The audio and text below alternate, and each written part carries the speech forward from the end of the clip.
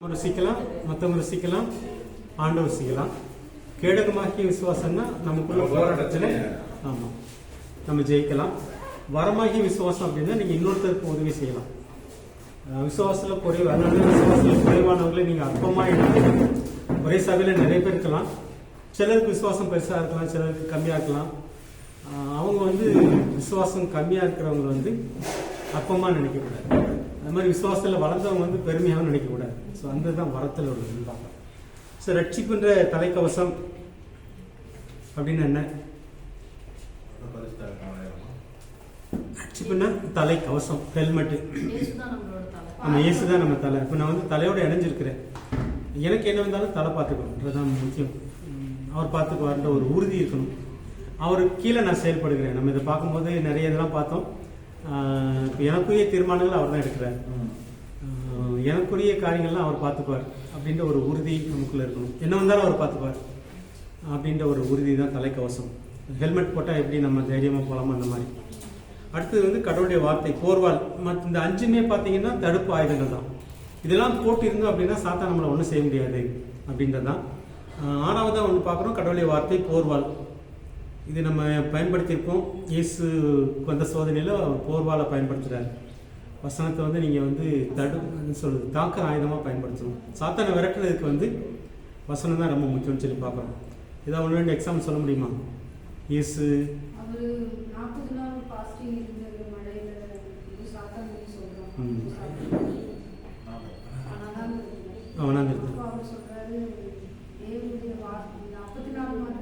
தேவனுடைய வாயிலிருந்து புறப்படும் ஒவ்வொரு வார்த்தையினாலும் கிடைப்பான். 2வது சோதனை வரும்போது அவன் வசனம் சொல்கிறான் சாத்தான். இப்போ சாத்தானுக்கும் வசனம் தெரியும். நிறைய நேரத்தில் வசனத்தை வச்சு நம்மளை நிறைய தாக்குறது சில நேரத்தில் வாக்குத்தத்த வசனம் சொல்லுவோம். ஆனால் அந்த வாக்குத்தத்த வசனத்தை நம்ம புரிஞ்ச விதமாக இருக்கும், வேறு மாதிரி இருக்கும், அதோடைய அர்த்தம் வேறு மாதிரி இருக்கும். இதெல்லாம் நிறைய குழப்பங்கள் வருது. நிறைய வாக்குத்தத்த வசனங்களே தவறி போகிறவங்க நிறைய இருக்கிறாங்க. ஏன்னா அதனுடைய புரிதல் ஆவியானவர் கொடுக்கணும். உண்மையில் என்ன சொல்ல வரணும். போன வாரத்தில் எங்கள் சபையில் நடக்கும்போது ஒரு வசனத்தை சொல்லிட்டு, ஆனால் அதோடைய விளக்கத்தை வேறு மாதிரி சொல்லும் போது எனக்கு கொஞ்சம் குழப்பமாக இருந்துச்சு. இல்லை, இந்த வசனத்துடைய அர்த்தம் இதுதான். என்னை பொறுத்தவரை அவங்கள பற்றி நல்லா புரியும், ஆனால் இதை தான் அவன்கிட்ட சொல்ல வராரு, அது இல்லை. அந்த மாதிரி வாக்குத்தத்த வசனங்களே பார்க்கும்போது இப்போ சாத்தா நிறைய இடங்களில் வாக்குத்தத்த வசனங்களையே தவறாக பயன்படுத்தி தவறான வழியில் போனவங்க நிறைய இருக்காங்க. கடைசியில் ஏமாந்து போய் நான் அப்படி வாக்குத்தத்த வசனத்தை நம்பினேன், இப்படி ஏமாந்து போயிட்டுன்ற மாதிரி சொல்கிறவங்க விசுவாசிகள்லாம் நிறைய இருக்கிறாங்க. இதோடைய காரணம் என்ன அப்படின்னா, ஒரு வசனம் கிடைச்சிருக்கும், அதோடைய அர்த்தம் நமக்கு நல்லா புரியணும். சில நேரத்தில் இந்த வசனங்கள் நம்ம எடுத்துக்கும் போது நமக்கு ஒரு தேவை இருக்கும், நமக்கு ஒரு நன்மை கிடைக்கும், அதுக்கேற்ற மாதிரி ஒரு வசனம் வரும், நம்ம எடுத்துப்போம். அது நம்மளுடைய மாம்ச சிந்தையோடு ஒத்து போகிற வசனமாக இருக்கும். இந்த ஆவியின் சிந்தையோடு ஒத்து போகிற வசனமாக இருக்காது. இதுதான் ரொம்ப முக்கியம். 2வது வசனம் சொல்கிறான், சாத்தான வசனம் சொல்கிறான், நீ இங்கேருந்து புதி வசனம் எப்படி சொல்லுது, தேவதூர்கள் உன்னை தாங்கி கொண்டு போவார்கள். அப்போ இயேசு அந்த வசனத்தை ஏற்றுக்கல. ஏன் ஏற்றுக்கல? இது இதோடைய அர்த்தம் என்ன அப்படின்னா, நீ டெஸ்ட் பண்ற, இதோடைய அர்த்தம் அந்த மாதிரி அர்த்தம் நான் செய்ய மாட்டேன். அவனுக்கு கீழ்படுத்த மாதிரி ஆயிடும், அவனையும் முக்கியப்படுத்துற மாதிரி ஆயிடுது. சில நேரத்தில் சாத்தான வசனங்களை கொடுக்கலாம். இது இந்த வசனம் எங்கேருந்து வருது? சில நேரத்தில் நம்ம சொந்த ஆசைகளும் சில வசனத்தில் எடுக்க வைக்கலாம். சாத்தானும் சில வசனங்களை கொடுக்கலாம், ஆவியானவரும் வசனங்களை கொடுக்கலாம். இந்த 3ஐயும் நம்ம பிரித்து பார்க்கும்போது தான் இந்த போர்வாலாக பயன்படுத்துறது என்ன அப்படின்னா, ஆவியானவர் கொடுக்குற வசனமாக இருந்தால் தான் அதை நீங்கள் போர்வாலாக பயன்படுத்த முடியும். அல்லது மாம்ச சிந்தையினால் வருகிற வசனங்களை நம்ம எடுத்து பயன்படுத்தும் போது போர்வால் அடிக்கிறதுக்கு வாய்ப்பு இல்லை. இந்த இடத்துல பார்க்கும்போது ஆவியானவர் இயேசுவுக்கு இன்னொரு வசனத்தை கொடுக்குறாரு. இதுவும் வசனம் தான். அவன் ஒரு வசனம் சொல்கிறான், பரீட்சை பாராத இருப்பாயாக அப்படின்றது இன்னொரு வசனம், பழைய ஏற்பாட்டில் ஒரு வசனம். அதை எடுத்து தான் இயேசு பேசுகிறாருன்னு சொல்லி பார்க்கணும். அதனால் ஆவியானவர் எடுத்து கொடுக்குற வசனம். சில நேரத்தில் இந்த வசனங்கள் நமக்கு ரொம்ப ஒரு மாதிரி இருக்கும். என்னுடைய வாழ்க்கையில் நிறைய பார்த்துருக்கேன். சில வசனங்கள் இப்படி சில வசனங்கள் எடுக்கும்போது என்னுடைய ஆசையினால் இந்த வசனத்தை நான் வாக்குத்தத்தமாக எடுத்துக்கிறேன்னா, அல்லது சாத்தானே நம்மளை சோதிக்கிறதுக்காக இந்த வசனங்களை கொடுக்குறானா, அது ஆவியானவர் கொடுக்குறாரு. அந்த ஆவியானவர் கொடுக்குற வசனங்கள் தான் போர்வாங்க. அதை மட்டும் நம்ம புரிஞ்சுக்கணும். அதை நீங்கள் பயன்படுத்தும் போது நிச்சயம் நிற்க முடியாது. அடுத்த சான்ஸுக்கு பார்ப்போம். சாத்தான் பார்த்தீங்கன்னா அப்படின்னா ஒரு வசனத்தை சொல்லி நம்ம ஜெயிச்சிருப்போம், நம்ம அப்படியே ஜாலியாக இருந்தெல்லாம் நினச்சிடாங்க. இந்த யுத்தம் சாகிற வரைக்கும் இருந்துகிட்டே இருக்கும். இயேசு சிலுவையில் தொங்குற வரைக்கும் நீ தேவனுடைய குமாரனை இறங்கி வா பார்க்கலாம், இதெல்லாம் அவனுடைய. அந்த மாதிரி நமக்கு சாகிற வரைக்கும் அவனுக்கு அடுத்த ஆப்பர்ச்சுனிட்டி. இப்போ சோதனை முடிஞ்சிச்சு, ஒரு வசனத்தை சொல்லி நம்ம ஜெயிச்சிட்டோம் அப்படின்னா அடுத்த ஆப்பர்ச்சுனிட்டி எப்படி கிடைக்கும், எப்போ கிடைக்கும், இதை வந்து அவன் பார்த்துட்டே இருக்கிறான். ஸோ அதுக்கு ஏற்ற வசனங்களை ஆண்டவர் ஏற்கனவே நம்ம கொடுத்தா தான் அதில் நம்ம ஜெயம் பண்ண முடியும். வேறு ஏதாவது கடவுளுடைய வார்த்தையாகி போர்வால். அப்புறம் ஜெபமும் ஒரு ஆயுதமாக பயன்படுத்தணுன்றார். எதுக்கெடுத்தால் நீங்கள் ஜெபம் பண்ணுங்கன்றார். என்னன்னாலும் ஜெபம் பண்ணுங்கள். ஜெபம் பண்ணாமல் அதையும் வந்து ஒரு ஆயுதமாக நம்ம பயன்படுத்தணும். கிட்டத்தட்ட 7 காரியங்கள் இருக்குது. என்னது? முதல்ல பெல்ட் ஆகிய சத்தியம், ரெண்டாவது நீதியின் மார்க்கவசம், மூணாவது விசுவாசம் என்னும் கேடயம், நான்காவது ரட்சணியம் என்னும் தலைச்சீரா, ஐந்தாவது ஓகே செருப்பு போட்டுட்டோம். ஓகே, முதல்ல வந்து பெல்ட்டு சத்தியம், 2 வந்து நீதி மார்க்கவசம், 3 வந்து சமாதானம் நற்செய்தி ஷூ அல்லது செருப்பு, 4வது வந்து விசுவாசமாகிய கேடயம், 5வது ரட்சிப்பு என்னும் தலைச்சீரா, 6வது வேதவசனமாகிய ஆவியின் பட்டயம், 7வது ஜெபம். ஓகே, கனி பார்த்தோம், ஆயுதங்கள் பார்த்தோம். 3வதா முக்கியமானது வரங்கள் வந்து நீங்கள் பார்த்தீங்கன்னா இது வந்து நம்ம டீட்டெயிலாக பார்க்கல. இது தனி பாடமாக நம்ம பார்க்கணுன்றனால ஞானம், அறிவு, விசுவாசம். இப்போ இந்த விசுவாசத்துக்கும் அந்த விசுவாசத்துக்கும் வித்தியாசம் நம்ம பார்த்தோம். குணமாக்கும் வரம், அற்புதம் செய்யும் வரம், தீர்க்க தரிசனம், ஆவிகளை பகுத்தறிதல், அந்நிய பாஷை பேசுதல், அந்நிய பாஷையை விளக்கம் அளித்தல். இந்த 9. கனியை பொறுத்தவரை 9 நமக்கு வேணும். வரங்களை பொறுத்தவரை 9 வேணுமா வேண்டாமா? 9 தேவையா தேவையில்லையா? வரங்களே நாடுகள் இருக்குது. ஒருவேளை 1, 2, 3 ஆண்டவர் கொடுக்கலாம். ஸோ இதில் வரும்போது கனியை பொறுத்தவரை 9 நமக்கு வேணும். ஆயுதத்தை பொறுத்தவரை கரெக்டாக எல்லாமே இருக்கணும், பர்ஃபெக்டாக 7 இருக்கணும். ஆனால் வரங்களை பொறுத்தவரை 1, 2, 3 இதில் உங்களுக்கு இருக்கிறது என்னன்றதை நீங்கள் தெரிஞ்சுக்கிட்டீங்கன்னா அதை பயன்படுத்த இன்னும் அதில் நீங்கள் வளர்ந்துட்டே இருப்பீங்க. அதுதான் வரங்கள் வந்து நமக்குரியதில்லை, சபைக்கு, சபை வளர்ச்சிக்கு, மற்ற விசுவாசிகளுடைய வளர்ச்சிக்காக நம்ம இதெல்லாம் பயன்படுத்தணும்னு சொல்லி பார்த்தோம். இது டீட்டெயிலாக இந்த பாடத்தில் நம்ம பார்க்கல. இன்னொன்று ஊழிய வரங்கள் பார்த்தோம். இதில் வந்து ஒருவேளை முழு நேர ஊழியம் வந்து இந்த ஆவிக்குரிய வரங்களை வச்சு நம்ம சபையிலே ஊழியம் செய்யலாம். நீங்கள் முழு நேர ஊழியமாக இருக்க வேண்டிய அவசியம் இல்லை. ஆனால் ஊழிய வரங்கள் பார்த்துட்டிங்கன்னா கிட்டத்தட்ட அது முழு நேர ஊழியத்தை தான் குறிக்குது. உங்களுக்கு சாப்பாடே இந்த ஊழியத்தை செய்கிறதுனால தான் வரணும். ஸோ அந்த மாதிரி தான் முழு நேர ஊழியெல்லாம் வேறு ஒன்றும் கிடையாது. உங்களுக்கு பிழைக்கிறதுக்கு நீங்கள் வேறு இதெல்லாம் தேடாமல் இது மூலமாக நீங்கள் முழுக்க செய்கிறது. அதில் முதலாவது ஊழியம் அப்போஸ்தல ஊழியம், தீர்க்க தரிசன ஊழியம், சுவிசேஷம். அந்த வரங்களில் உள்ள தீர்க்க தரிசனத்துக்கும் ஊழியத்தில் உள்ள தீர்க்க தரிசனத்துக்கும் வித்தியாசம் இருக்குது. என்னென்னு பார்த்தோம், ஞாபகம் இருக்குதா? வரங்களில் தீர்க்க தரிசனம் அப்படின்றது நீங்கள் சபை பக்தி விருத்திக்காக பண்ணுறது. இந்த ஊழியத்தில் உள்ள தீர்க்க தரிசனன்றது வந்து இவர்களுடைய முழு நேரமே இவர் வந்து ஒரு சமுதாயத்தை பற்றி ஜெபம் பண்ணிகிட்டே இருப்பார், அல்லது ஒரு ஊரை பற்றி, ஒரு பட்டணத்தை பற்றி, ஒரு நகரத்தை பற்றி, ஒரு நாட்டை பற்றி அதை ஜெபம் பண்ணிகிட்டே இருப்பார். அந்த பாரத்தை ஆண்டவர் கொடுத்துருப்பார். அதை பற்றி வெளிப்பாடுகளை கொடுத்துட்டே இருப்பாங்க.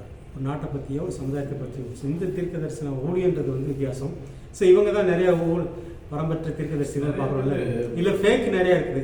அதை வச்சுட்டு நீங்கள் சில அப்போஸ்தலன்னு சொல்லுவாங்க, அப்போஸ்தலன் ஊழியம் செய்ய மாட்டாங்க. சில தீர்க்க தரிசனம் வரம்பற்றன்னு சொல்லுவாங்க, அதாவது ஊழிய வரம்பற்றன்னு சொல்லுவாங்க. ஃபேக்காக நிறைய செய்கிறவங்களுக்கு. ஆனால் ஃபேக்கை நினச்சிட்டு நம்ம இதை மறந்துடக்கூடாது. சிலருக்கு வந்து அந்த ஊழிய அழைப்பு இருக்கும். ஒரு சமுதாயத்தை குறித்து, ஒரு தேசத்தை குறித்து, ஒரு ஊரை குறித்து. இப்போ தமிழ்நாடு பாரத்திலேயே முழுக்க இருப்பார் அவர். அவங்களுக்கு வந்து ஆண்டவர் வெளிப்படுத்திகிட்டே இருப்பார் அந்த நாட்டை குறித்து, அந்த சமுதாயத்தை குறித்து. ஸோ இந்த ஊழிய வரங்கள் வித்தியாசமானு சொல்லி பார்த்தோம். மேலே பார்த்து தீர்க்க தரிசனம் வரன்றது வந்து மற்றவங்களுடைய பக்தி விருத்திக்காக நீங்கள் செய்கிற ஒரு சபைக்குள்ளேயே செய்கிற ஒரு காரியம்னு சொல்லி பார்த்தோம். அதே மாதிரி சுவிசேஷ ஊழியம், நீங்கள் முழு நேர சுவிசேஷம் எல்லாரும் செய்யலாம். ஆனால் முழு நேரமாக அதுக்குன்னே அதுதான் பொழப்பு அவருக்கு. ஸோ அந்த மாதிரி செய்கிறது தான் இந்த ஊழிய வரங்களை நம்ம பார்க்குறோம். மேய்ப்பர் ஊழியன்றது வந்து போதகர் தான், பாஸ்டர். பொதுவாக நம்ம ஊழியனாலே பாஸ்டர்னு சொல்லிடுறோம். எல்லாருக்குமே பாஸ்டர்ஸ் அழைப்பு இருக்காது. மேய்ப்பர் ஊழியம் வந்து ரொம்ப கஷ்டம், நெருக்கமானது கூட. அவர் ஒரு பிள்ளையை பெற்றெடுத்து அப்படி வளர்க்கணும். ஒரு வீட்டில் 2 பிள்ளைங்கன்னா 2 பிள்ளைகளே வளர்க்க கஷ்டப்படுறோம். அதனால தான் நிறைய கட்டுப்பாடாக வந்துச்சு. ஒரு சபையில் 10 விசுவாசிகள், சிலலாம் 1000 விசுவாசி. என் சபையில் வந்து 10,000 விசுவாசி வரணுன்றாங்க. ஆனால் உண்மையான மேய்ப்பராக இருக்க முடியுமான்றது பெரிய கேள்விக்கு. மெகா சர்ச்சுன்னு வந்துச்சு அப்படின்னா அவங்க உண்மையிலேயே எல்லா ஆடுகளையும் கவனிக்க முடியுமா? அதனால தான் ஏசு 12 பேருக்கு மேலே எடுக்கல. 72 பேர் வச்சுருந்தாரு, ஆனால் 12 தான் என்னால் மேய்க்க முடியுன்றாரு.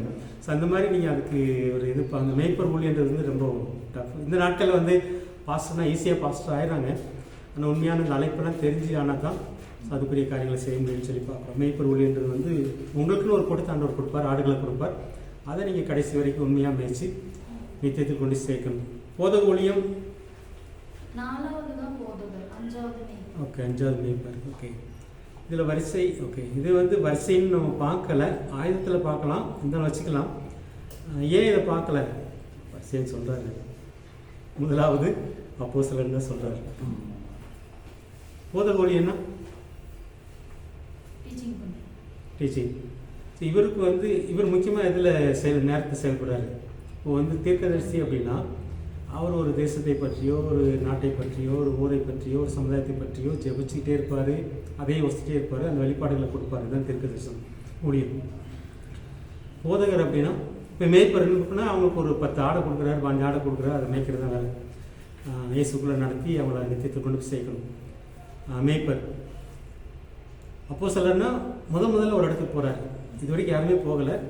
முதல்ல ஒரு ஊருக்கு போய், ஒரு சமுதாயத்திட்ட போய் அங்கே வந்து எல்லாத்தையும் தெரிஞ்சுக்கிட்டு அவர் வந்து சுவிசேஷ ஊழியமே சேர்த்து செய்ய வேண்டியிருக்கும். அவர் மூலமாக அற்புதங்களும் நடக்கும், நிறைய காரியங்கள்லாம் இருக்குது. அப்போஸ்தலர் ஊழியன்றது வந்து பேதுரு வந்து யூதருக்கு வந்து அப்போஸ்தலர், பவுல் வந்து புரஜாதிகளுக்கு அப்போஸ்தலர்னு பார்க்குறோம். நமக்கு அப்போஸ்தலர் தோமா, இந்தியர்களுக்கு, அந்த மாதிரிலாம் பார்க்குறோம் அப்போஸ்தலர் ஊழியம். இந்த போதகர் ஊழியம், இந்த 5 ஊழியத்தை கொஞ்சம் சுருக்கமாக நீங்கள் விரிவாக தெரிஞ்சுக்கணும், இல்லைன்னா எல்லாமே பாஸ்ட்டு போயிடும். அதுக்காக தான் கொஞ்சம் பேசுகிறோம். இவர் எதில் அதிகமாக நேரத்தை செலவு பண்ணுவார்? வேதத்தை வந்து தியானிக்கிறதுனா அவர் நேரத்தை செலவு பண்ணுவார். இவருக்கு புதிய வெளிப்பாடுகளை அவர் கொடுக்கலாம். இது வந்து ஒரு சபைக்கு மாத்திரம் இல்லை, இவர் பல சபைகளுக்கு, ஒரு தேசத்துக்கு மாத்திரம் இல்லை, பல தேசங்களுக்கு, ஒரு சமுதாயத்துக்கு மாத்திரம் இல்லை, பல இந்த ஊழியம் வந்து இவர் வந்து அதிகமாக வேதத்தில் நேரத்தை செலவு பண்ணுவார், தியானிச்சுட்டே இருப்பார். ஆண்டவர் கொடுக்குற புதிய வெளிப்பாடுகளை நிறைய இடங்களுக்கு. இதில் இந்த 5லையுமே பார்த்தீங்கன்னா எல்லாமே ஒரு சபைக்குரியது இல்லை. மேலே பார்த்த இந்த வரங்கள் 9 வரங்கள் பார்த்தீங்கன்னா ஒரு சபைக்குரியது, சபைக்குள்ளே செயல்படுகிறது. இந்த ஊழியர்கள் பார்த்தீங்க அப்படின்னா எக்ஸப்ட் மேய்ப்பர் ஊழியம், மற்ற ஊழியர்கள் எல்லாம் வந்து நீங்கள் விரிவாக ஆண்டவர் பயன்படுத்தார். தேசங்களுக்கு மேய்ப்பர் மட்டும்தான் அந்த சபை. மேய்ப்பர் தான் பாஸ்டர். ஆமாம். மற்ற 4மே ஆண்டவர் வந்து விரிவாக பயன்படுத்துவார், தேசங்களுக்கெல்லாம் கொண்டு போவார், நிறைய இடங்களில் பயன்படுத்துவார்னு சொல்லி பார்க்குறோம். ஸோ இந்த ஊழியங்களும் முக்கியம். அவங்களுக்கு இவங்க கிட்டத்தட்ட முழு நேரம் அதெல்லாம் செலவு பண்ணுவாங்க.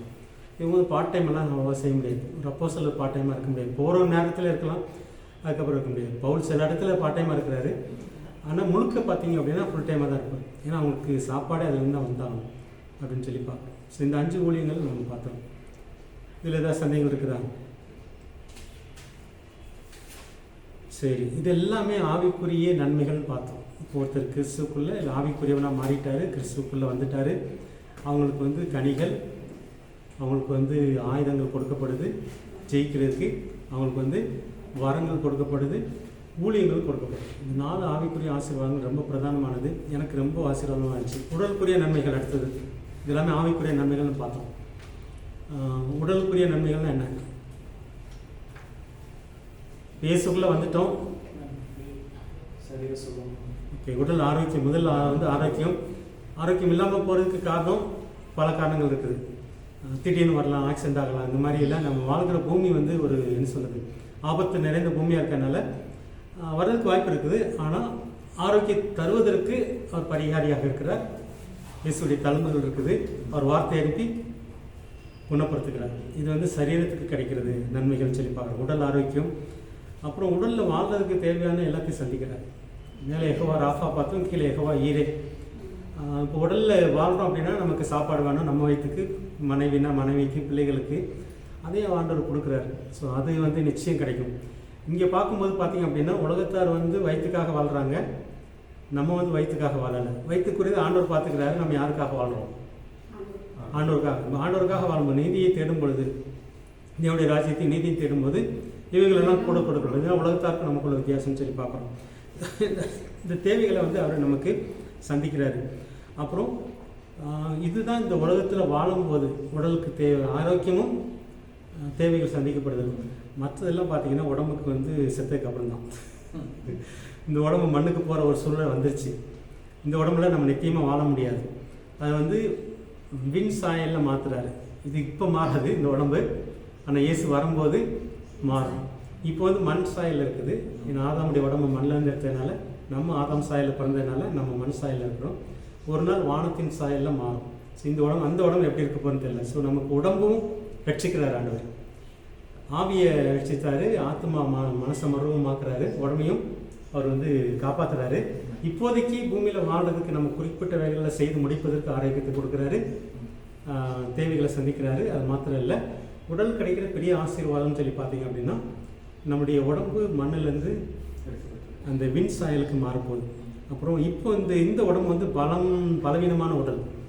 இந்த உடம்புல நிறைய பலவீனங்கள் இருக்குது. ஆனால் உயிரோடு எந்திக்கும் போது எல்லாம் நீங்கள் பார்த்தீங்கன்னா கல்லறையில் பேசுவாங்க, அடக்கம் பண்ணும் போது இந்த வசனங்கள்லாம் பேசுவாங்க. ஒரு 1 குழந்தையில் இருக்குது, குழந்தைகள் இருக்குது.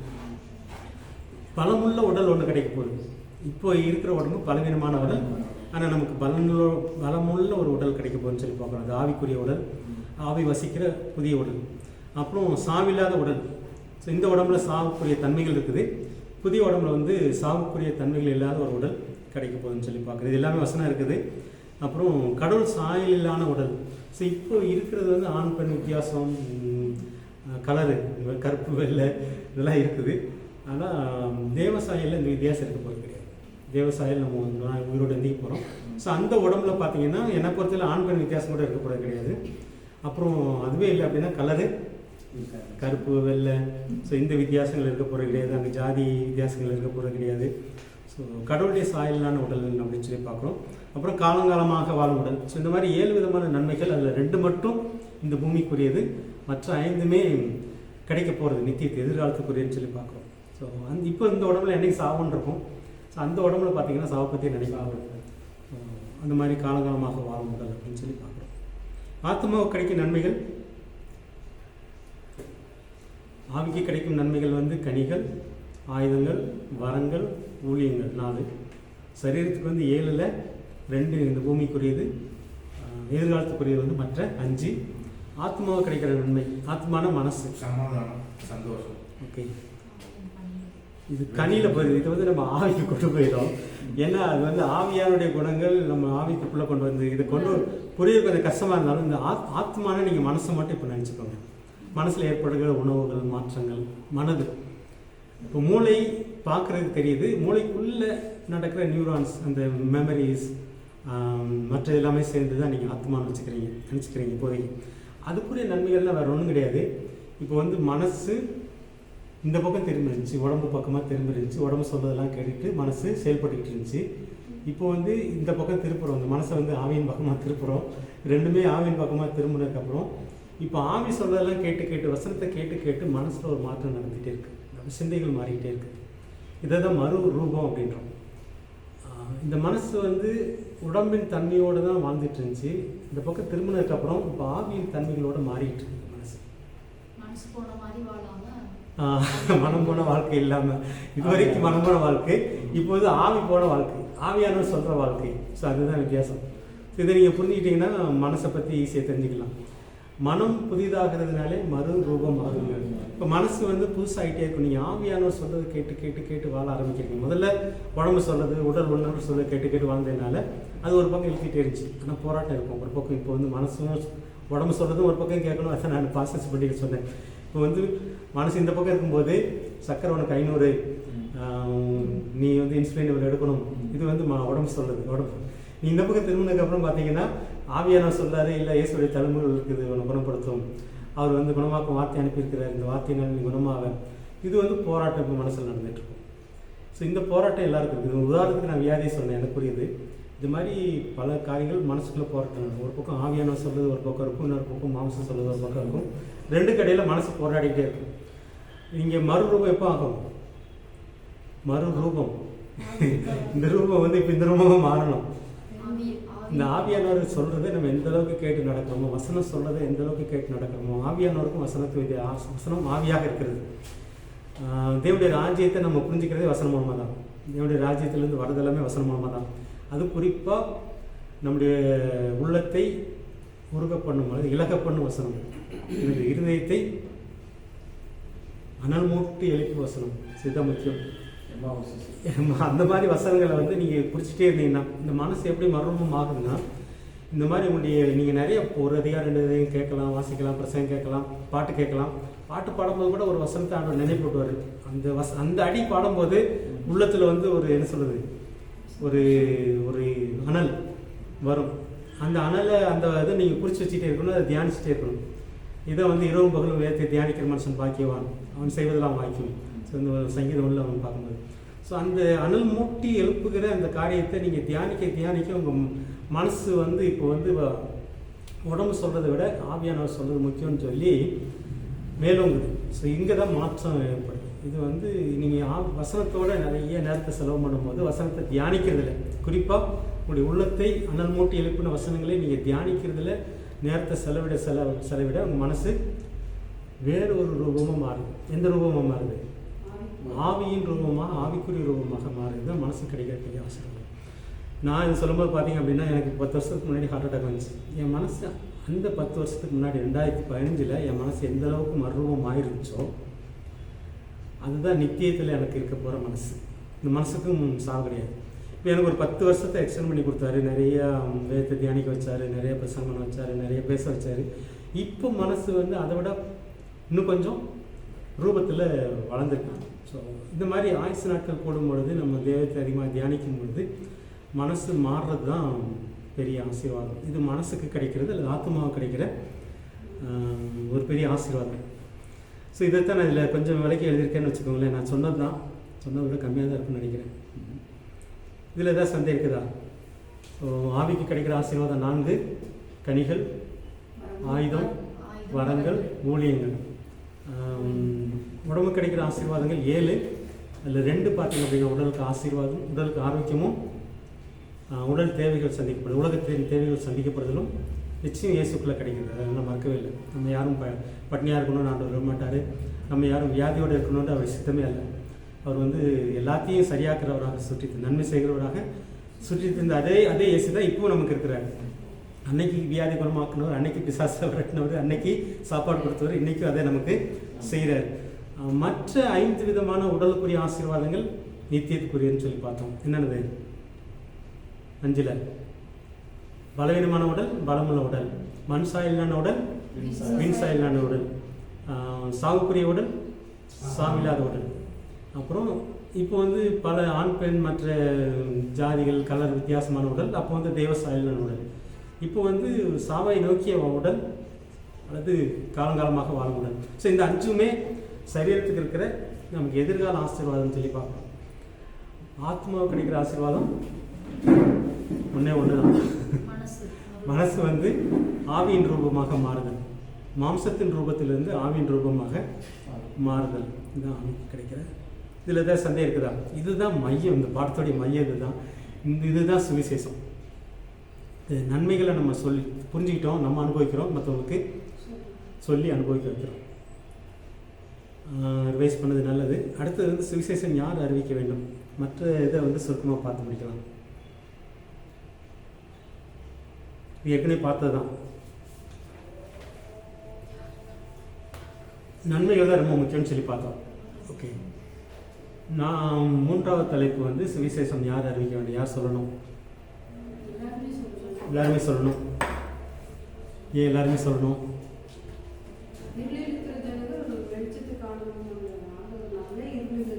ஓகே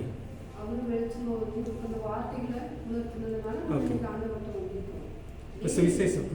சுவிசேஷம் வந்து எல்லாருமே அறிவிக்கணும். ஓகே, ஆனால் இதில் வந்து நம்ம முக்கியமாக பார்க்கக்கூடியது வந்து எல்லாருமே சுவிசேஷம் அறிவிக்கிறதுக்கு கடமைப்பட்டிருக்கிறோம். ஆனால் சுவிசேஷம் ஊழிய வரன்னு ஒன்று இருக்குது, அது கொஞ்சம் வித்தியாசமானது. அதுக்கு இதுக்கு என்ன வித்தியாசம்? ஊழிய வரத்துக்கும் எல்லாருமே சுவிசேஷம் அறிவிக்கிறதுக்கு ஒரு வித்தியாசம் என்ன? எல்லாருமே நடத்தைய பேச்சு செயல்ல அதில் கூட சுவிசேஷத்தை அறிவிக்கலாம், வாழ்க்கை முறையும் சுவிசேஷம். ஆனால் ஸ்பெஷலாக வந்து இந்த வரங்கள் வாங்குறவங்க வந்து சுவிசேஷத்தை அறிவிக்கக்கூடிய ஒரு வரங்களோட பேசுறது, அறிவை போதிக்கிற வசனத்தோட, தீர்க்க தரிசன அடையாளமாக இருக்கட்டும், அற்புத வரங்களாக இருக்கட்டும், இயேசு கிறிஸ்துவோட வசனத்தை வெளிப்படுத்தி எளிய மக்களுக்கு புரிய வைக்கிற. குறிப்பாக பார்த்தீங்க அப்படின்னா இந்த சுவிசேஷம் ஊழிய வரம் பெற்றவங்களுக்கு வந்து ஆண்டவர் சேர்த்து கொடுப்பார். அவங்களுக்கு வந்து அற்புதம் செய்கிறதையும் சேர்த்து கொடுப்பார், அடையாளங்கள் செய்கிறதையும் சேர்த்து கொடுப்பார். அதனால நிறைய சுவிசேஷர்கள் ரேனாட் போங்கி எத்தனை பேர் கேள்விப்பட்டிருக்கீங்க? ரேனாட் போங்கி, தினகரன், நம்ம நாட்டில் வந்து தினகரன், மோகன் சி லாசரஸ் வந்து ஓகே சுவிசேஷம். ஆனால் இப்போதில் அவர் கொஞ்சம் ஃபேக் இருக்குது. ஆனால் தினகரன் மாறி இல்லை. தினகரனுடைய ஊழியர்கள் வந்து லட்சங்கள் சேர்ந்தாங்க. மோகன் சி லாசருக்கும் தினகரனுக்கு என்ன வித்தியாசம் வந்து பேசிடலாம். தினகரன் வந்து நீங்கள் அதிகமாக பார்த்துக்க மாட்டீங்க, நாங்கள் எங்கள் காலத்தில் கொஞ்சம் பாருங்க. தினகரனுக்கு மோகன் சி லாசருக்கு வந்து கொஞ்சம் அரசியல் பட்டன் ஆகிட்டாரு. லெட்டர் எழுதி வாங்கிக்கிறாங்க. ஒவ்வொரு வீட்டில் இருந்து ஜப குறிப்பு வரும், அதை யூஸ் பண்ணிக்கிறாங்க. இப்போ அந்த ஊருக்கு வரும்போது அந்த லெட்டரை வச்சு இவங்களாம் வருவான்னு சொல்லி அடிச்சு விட்றாங்க. நான் சொல்றது கரெக்டாக இருக்குன்னு தெரியலையா? இப்போ 4 லட்சம் 3 லட்சம் பேர் கூடுறாங்க தினகரனிகிட்ட கேட்குறாங்க, அவங்க அப்படி அப்படியே போயிடுறாங்க. ஓகே. ஆனால் இவர்கிட்ட கொஞ்சம் சபையோடு கூட கொஞ்சம் நெருக்கத்தை பார்க்க முடியுது. நீங்கள் இப்படி சபையில் இப்படி இருக்கணும், சபைக்கு கொஞ்சம் வேறுபட்டு போகாதபடிக்கு ஓகே சபையாரையும் சபைக்குள்ள ஒரு முக்கியத்துவத்தை கொடுத்து ஊழியக்காரத்துக்கு கொடுத்துருக்காங்க. வட இந்திய ஊழியத்தை ரொம்ப நிறைய வித்தியாசம் இருக்கு. தினகர் ஐயா வந்து இண்டிபெண்டாக இருந்தார். அரசியல் சாயம் அவர் கொடுக்கல, ஃபேமிலியாக செஞ்சாங்க. ஆனால் இவர்கிட்ட ஒரு அரசியல் சாயம் இருக்குது. 2 தம்பிங்களும் பிஜேபி லீடர்ஸ், இப்போ கரண்ட் பிஜேபி லீடர்ஸ். அப்போ ஜாதிய ரீதியாக வந்து அவரோட ஒரு கட்டமைப்பு கொஞ்சம் பார்க்கும்போது இந்த அது இல்லை இல்லை. அதுதான் தினகரன்ட்ட வந்து நிறைய வரங்கள் செயல்பட்டுச்சு. இந்த சுவிசேஷ ஊழியம் செய்யும்போது நிறைய குணமாக்க வரங்கள் செயல்பட்டுச்சு, அற்புதங்களை பார்க்க வரங்கள் செயல்பட்டுச்சு, பிசாசு விரட்டப்பட்டுச்சு. ஆனால் கம்பேர் பண்ணும்போது மோகன் சி லாசர் வந்து கம்மி. ஐயா சொல்கிற மாதிரி அவர் வந்து சுவிசேஷம் அறிவிக்கிறதோடு மட்டும் நிற்கலை. அவர் ஒரு சுவிசேஷ ஊழிய வரம் பெற்றவர் தான் 2 பேருமே, தினகரனும் மோகன் சி லாசரும். ஆனால் சபைகளுக்கு போகிறாரு. ஆனால் எங்களுக்கு வந்து கேள்வி கம்பேர் பண்ண முடியாது. இந்த வரங்களில் வந்து நல்லா செயல்பட்டவர் வந்து தினகரன் தான். மோகன் சி லாசர்ஸ் வந்து கொஞ்சம் காம்ப்ரமைஸ் ஆகிட்டார். அரசியலோட, சமுதாயத்தோட, மற்ற காரியங்களோட கொஞ்சம் காம்ப்ரமைஸ் ஆனதுனால என்னை பொறுத்தவரை வந்து இந்த அடையாளங்கள், அற்புதங்கள், அப்புறம் குணமாக்குற காரியங்கள் வந்து மக்கள் வந்து கிட்டத்தட்ட வந்து இப்போ அந்த அங்கே போகிறாங்க. என்னது இப்போ மோகன் சி லாசர்னு பார்க்கும்போது என்ன வருது, 4 மாவடி வந்து ஒரு போவாங்க, முஸ்லீம் போகிறாங்க, இந்துக்கெல்லாம் போகிறாங்க. அது வேறு மாதிரி ஒரு ஆயிடுச்சு. அங்கே போனால் அந்த மாதிரி நடக்கும் மாதிரி அந்த மாதிரி ஒரு புனித ஸ்தலம், புனித ஸ்தலம் மாதிரி ஆயிடுச்சு. ஸோ அதுதான் பெரிய வித்தியாசமாக நம்ம பார்க்கணும். ஸோ அது வந்து அவருக்கு உண்மையிலே ஒரு சுவிசேஷ வரம், ஊழிய வரம் இருக்குது. இந்த மாதிரி சுவிசேஷ ஊழிய வரத்துக்கும் சுவிசேஷம் சொல்கிறதுக்குள்ள வித்தியாசம் பார்க்கும்போது நம்ம எல்லாருமே கடைப்பிடிக்கப்பட்டவங்க. இப்போ நம்மளை பொறுத்தவரை எப்படி இருக்கணும், யாருக்கு சொல்லணும் அப்படிங்கும்போது நம்ம எப்படி இது வந்து கனிகளில் ஒன்று பார்த்தோம்னு நினைக்கிறேன். கனிகள் தானே, கனிகளா வரங்களா? வரங்கள். வரங்களில் வந்து சுவிசேஷம் சொல்கிறது வந்து ஒரு வரமாக பார்த்தோம். ஊழிய வரத்தில் சுவிசேஷம் இருக்குது. சரி, வரங்கள் இல்லை, ஆயுதத்தில் பார்த்தோம். சுவிசேஷம் வந்து ஆயுதத்தில் இருக்குது, வரத்தில் இல்லை. ஊழிய வரத்தில் இருக்குது. ஊழியில் வந்து இதான் முன்னே நேரம் நம்ம மோகன் சி லாசர் தினகரெல்லாம் பார்த்தது வந்து இந்த ஊழிய வரம். ஆனால் ஆயுதத்தில் வந்து இது ஒரு ஆயுதமாக பார்த்தோம். சமாதானத்தின் சுவிசேஷம் என்னும் பாதரட்சம், சமாதானத்தின் சுவிசேஷம் என்னும் பாதரட்சம் அப்படிங்கும்போது தான் நமக்கு இங்கே அப்ளை ஆகுது. இது வந்து ஒரு ஆயுதம் மாதிரி. ஏன் இது ஆயுதமாக ஆண்டவர் கொடுத்தாரு? சுவிசேஷன் சொல்கிறது வந்து ஆயுதமாக ஏன் கொடுத்தாரு? இங்கே தான் நம்ம இருக்கிறோம். இப்போ வந்து நம்ம தினகரன் இல்லை, இப்போ என்னை பொறுத்தவரை நான் தினகரன் இல்லை, நான் மோகன் சி லாசர் இல்லை, எனக்கு வந்து இந்த சுவிசேஷ ஊழிய வரம் இல்லை. ஒருவேளை இருந்துச்சு அப்படின்னா ஆண்டவர் நான் எனக்கு வந்து போதக வரம் இருக்குது. அது வந்து எனக்கு நல்லா தெரியும். ஊழிய வரத்தில் பார்த்தீங்கன்னா போதக வரம் இருக்குது, அதை நான் செஞ்சிட்ருக்கேன். உங்களை சிலர் வந்து ஆண்டவர் சுவிசேஷ வரம் கொடுத்தாருன்னா நீங்கள் அதை செயல்படுத்த ஆரம்பிக்கணும். இங்கே ஆரம்பித்து அப்புறம் உலக நாடுகளுக்கெல்லாம் கொண்டு போவார், அது வேறு. ஆனால் இங்கே பார்க்குறது வந்து ஒரு ஆயுதத்தில் ஒன்றா ஏன் கொடுத்தாரு சுவிசேஷத்துக்கு? இங்கே தான் நம்மளுடைய பொறுப்பு இருக்குது. ஊழிய வரன்றது வேறு, அது கொடுத்தா நம்ம சிறப்பாக அது செயல்படணும் அப்படின்னு சொல்லி பார்க்கணும். நான் அதுக்கு உதாரணம் தான் தினகரன், மோகன் சி லாசர்லாம் பார்த்தோம். இவர் வந்து ஆப்பிரிக்காவுக்கு போனவர் வந்து ரெனாட் போங்கேன்னு ஒருத்தர், அவர் இந்தியாவுக்குலாம் வந்திருக்கிறாரு. அவங்க மூலமாக நிறைய அற்புதங்கள் நடக்கும். ஏன்னா வந்து அவங்க சொல்கிற சத்தியம் உண்மைன்னு வந்து ஆண்டவர் நிரூபிக்கணும். என்ன நடக்கணும்? சும்மாக்குமாரம், அற்புதங்கள், அடையாளங்கள் நடந்தால் தான் அவங்க பிரசங்கம் பண்ணுறது உண்மை அப்படின்றது மக்கள் புரிஞ்சுக்குவாங்க. ஸோ இதுதான் சுவிசேஷ ஊழிய வரத்தோடு சேர்ந்து நடைபெறுகிற காரியம். ஆனால் நம்ம வந்து ஆயுதத்தில் இது வந்து எல்லாருக்கும் உரியது ஆயுதம். நீங்கள் ஆயுதம் போட்டே இருக்கணும். காலனியாகிய சுவிசேஷம் என்னும் பாதரட்சை. ஏன்? நமக்கு கிடைச்ச சமாதானம் மற்றவங்களுக்கு கிடைக்கும். ஓகே, நான் வந்து அப்பாவோட சேர்ந்துட்டேன், அதனால் நான் சமாதானமாக இருக்கிறேன். இதை வந்து மற்றவங்கள்ட்ட சொல்கிறதுக்கு ரெடியாக இருக்கணும். இது வந்து எல்லாரும் மேலே விழுந்த கிடக்கும். எப்படி ரெடியாக இருக்கணும்? காலிங் இருக்கு, அது நடிப்படுது. இங்கே காலிங் கிடையாது. ஆயுதம் வந்துச்சு அப்படின்னா காலிங்கெல்லாம் கிடையாது. ஊழியம் வரணும் வந்துச்சுன்னா காலிங். அதான் வித்தியாசத்தை பார்க்குறோம். நம்ம ஊழியம் வரணும்னு வந்துச்சுன்னா ஆண்டவர் எப்படியே தூக்கிட்டு வருவாங்க, எங்கேயா கொண்டு போய் எப்படியே செஞ்சு அது சும்மாலாம் இருக்க விட மாட்டார். அந்த அழைப்பு இருந்துச்சுன்னா நீங்கள் வர்ற வரைக்கும் விட மாட்டார், வந்ததுக்கப்புறம் விட மாட்டார். அது வேறு விஷயம். தினகரனே விடலை, அப்படியே மோகன் சிலாசரி விட மாட்டார். இந்த மாதிரி நிறைய இருக்கிறாங்க. நிறைய அவங்க மாதிரி வரணும்னு ஆசைப்பட்டவங்க செய்கிறவங்க இருக்கிறாங்க. ஆனால் அந்த அழைப்பு இருந்துச்சுன்னா ஜொலிக்க வச்சுருவார். அது வேறு விஷயம். இது வந்து அது வேறு இல்லை. இது வந்து இந்த ஆயுதத்தில் வந்து எல்லாருமே இந்த ஆயுதத்தை போட்டுக்கணும். நீங்கள் காலை செருப்பு போட்டே இருக்கணுன்ற மாதிரி. அதாவது ஒரு யுத்த வீரனுக்கு வந்து செருப்பு எவ்வளோ முக்கியமோ அதே மாதிரி இந்த சுவிசேஷம் அறிவித்தல் முக்கியன்றதை அங்கே பார்க்குறோம். சமாதானத்தின் சுவிசேஷத்தை சொல்கிறது முக்கியம். அதனால் இங்கே வந்து அழைப்பை பற்றி சொல்லுது. இது வந்து என்ன அப்படின்னா எங்கே வாய்ப்பு கொடுக்குறாருன்னு ரெடியாக இருக்கும். யார்கிட்ட சொல்கிறதுக்கு இன்றைக்கி வந்து யார்கிட்டயா சொல்கிறதுக்கு வாய்ப்பு கொடுக்குறாரா? நம்ம பஸ்ஸில் போகிறோம், பக்கத்தில் உட்காந்துருக்கிறவங்க சொல்கிறதுக்கு வாய்ப்பு கொடுக்குறாரா? இன்றைக்கி ஒரு ஃபோன் எடுக்கிறோம், ஒரு ஸ்டேட்டஸ் போடுறதுக்கு வந்து அதையும் நச்சையில் இப்போது மாடர்னாக பார்க்கும்போது ஒரு ஸ்டேட்டஸ் போடும்போது நம்ம ஸ்டேட்டஸை வந்து 100 பேர் பார்க்குறாங்க அப்படின்னா நீங்கள் அது மூலமாக சொல்கிறீங்களா? இயேசுவை பற்றி ஏதாவது சொல்கிறீங்களா? அவங்க சொல்ல விரும்புகிறீங்களா? ஸோ இதெல்லாம் வந்து நீங்கள் வந்து ரெடியாக இருக்கிறீங்கன்னு அர்த்தம். இன்றைக்கி ஃபோன் வச்சு பார்க்கும்போது இது மாதிரி வேறு ஏதாவது எப்படிலாம் ஆயத்தமாக இருக்கலாம். பஸ்ஸில் போகும்போது, ட்ரெயினில் போகும்போது, அல்லது நம்ம வீட்டுக்கு யாராவது வராங்களா புதுசாக வீட்டில் வர்றவங்க, அவங்க வீட்டில் வர்றவங்க, இது எல்லாமே அந்த ஷூவோட நீங்கள் ஷூவை போட்டு ரெடியாக இருக்கிறதுக்கு அர்த்தம்.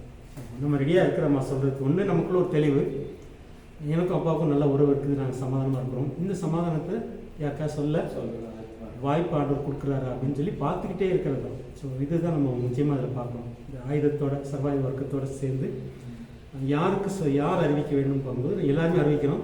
குறிப்பாக வெளிச்சத்துக்கு அக்கா சொன்ன மாதிரி நமக்கு வெளிச்சம் கிடச்சிருச்சு, அந்த வெளிச்சத்தை நம்ம எதையாவது மூடி வைக்கக்கூடாது. அந்த வெளிச்சத்துக்கு யாருக்காக கொடுக்கணும், எதிரில் வசிக்கிறவங்களுக்கு யாருக்காக அந்த வெளிச்சம் போய் சேரணும் அப்படின்னு சொல்லி பார்க்குறோம். ஆயத்தமாக இருக்கிறது சுவிசேஷம் யார் அறிவிக்க வேண்டும், நம்ம அதுக்கு ஃபுல்லாகவே எல்லாருமே ஆயத்தமாக இருக்கணும்னு சொல்லி பார்க்குறோம். இதுக்குள்ள வசனங்கள்லாம் நீங்கள் அப்புறம் பார்க்கலாம். யாருக்கு அறிவிக்க வேண்டும், வாய்ப்பு கிடைக்குது, அது நம்ம சேர்த்தே தான் பார்க்குறோம்.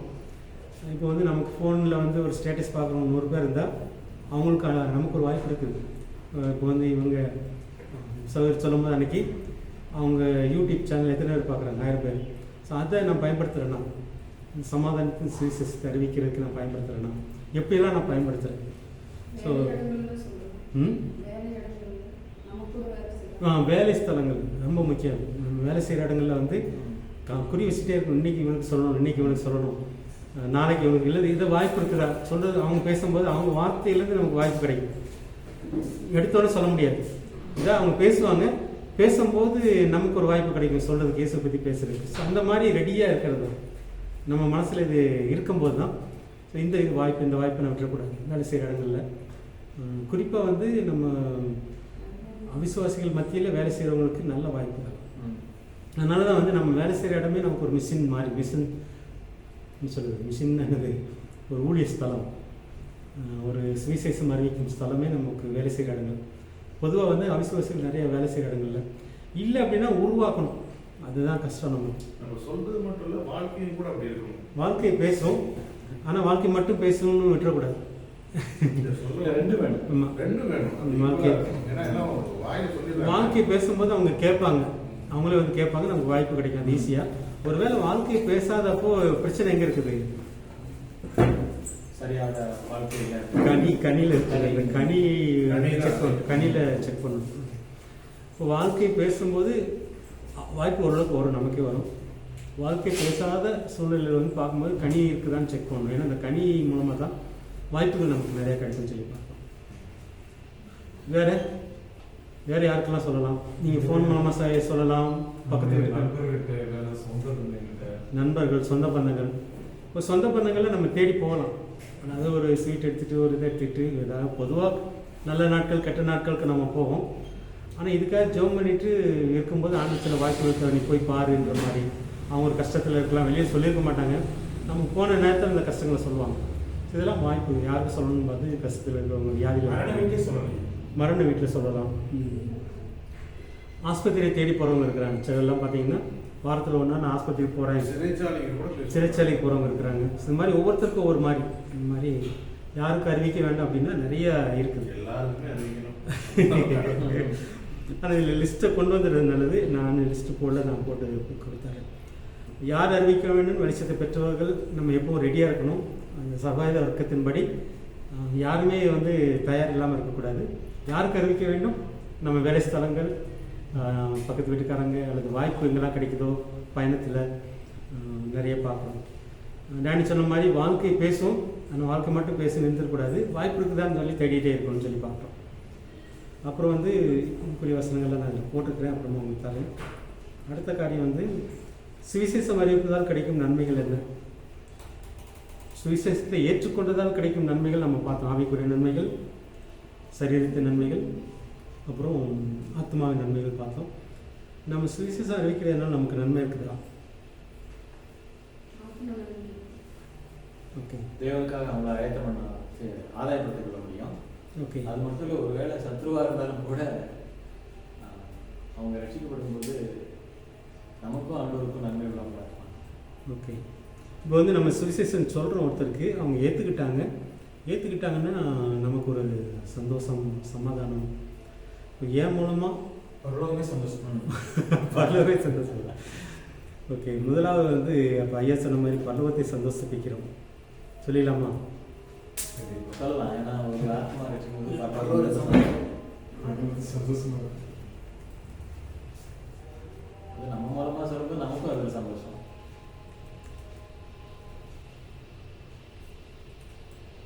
வேறு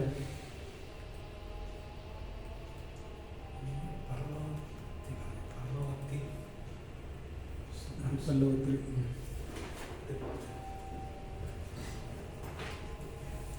பரலோகத்தில் சந்தோஷத்தை ஏற்படுத்துகிறோம். வேற நமக்கு சந்தோஷம் கிடைக்கிறது. அவங்க குடும்பத்திலையும் சந்தோஷம், சமாதானம் சொல்ல முடியாது. சமாதானம் எதிர்ப்பும் அடுத்து பேசினாரு. எதுக்கு இது அடுத்தது?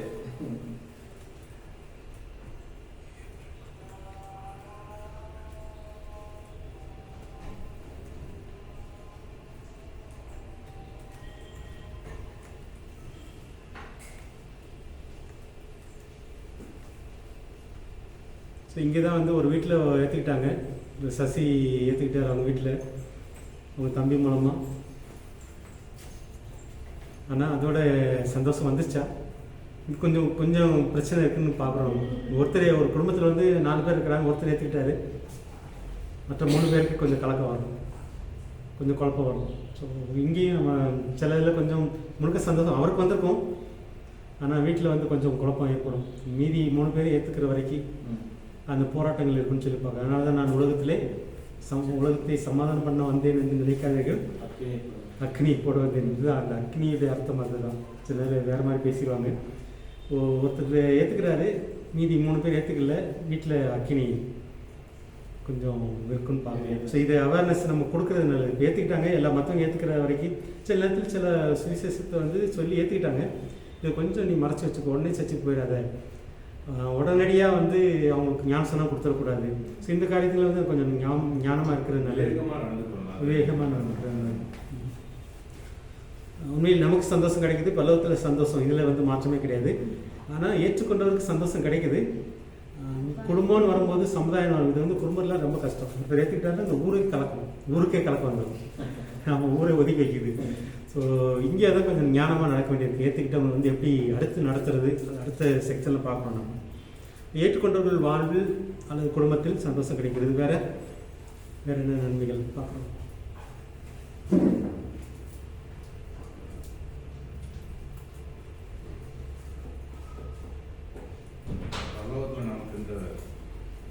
ஓகே, இதுக்கு பரிசு ஏதாவது கிடைக்குமா?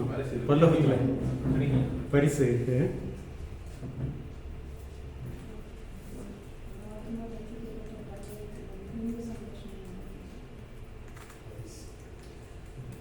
முத்துக்களால் அலங்கரிக்கப்படுமா சொன்னாங்க. அது பசங்க பல்லவத்தில் கிடைக்கும் பரிசு. இதுக்கு ஏதாவது வசனம் இருக்குதா? சிலர் சொல்லுவாங்க என் மூலமாக இத்தனை ஆத்மா நான் இத்தனை ஞானஸ்நானம் கொடுத்தேன்றது. ஆனால் இந்த கணக்கு வந்து பல்லவத்தில் எப்படி ஆண்டு வச்சுக்கிறான்னு தெரியல. ஆனால் நிச்சயம் வந்து இதுக்கு ஒரு பரிசு இருக்குது. இல்லை இல்லை ஏபிசிங்கிற மாதிரி இந்த செக்ஷன் மாதிரி இந்த செக்ஷன் மாதிரி. இது வந்து ஒரு வசனம் என்ன சொல்லுது அப்படின்னா, என்னை பற்றி சொல்றதுக்கு நீ வெட்கப்படல, அதனால் உன்னை பற்றி நான் பல்லவத்தில் தூதத்தில் பேசுறதுக்கு நான் வெட்கப்பட மாட்டேன். இதுதான் அங்கே இருக்கிற ஒரு இது. இப்போ நம்ம வெட்கப்பட்டோன்னா அவரும் வெட்கப்படுவார். ஆனால் ஏதோ நடக்குது அங்கே. ஸோ இங்கே ஆண்டவரை பற்றி இயேசு பற்றி சொல்கிறதுக்கு நம்ம வெட்கப்பட்டோம் அப்படின்னா நமக்கு அங்கே ஏதோ மிஸ் பண்ணுறோன்னு அர்த்தம். ஸோ இங்கே வந்து நம்ம தைரியமாக சொல்லும் போது அதுக்குரிய இது வந்து அங்கே நம்ம பெற்றுக்கொள்கிறோம்னு சொல்லி பார்க்குறோம். வேறு பல்லவத்தில் கிடைக்கிற பரிசு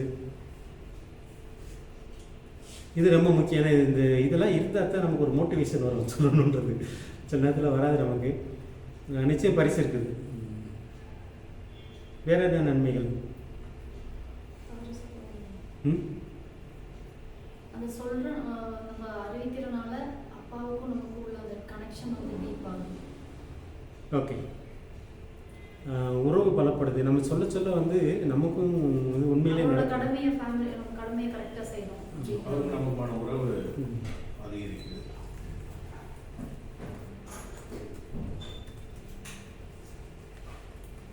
சத்தியத்தின் வெளிப்பாடு கூட நமக்கு கிடைக்கும். அதிகரிக்கும். ஓகே. சத்தியத்தின்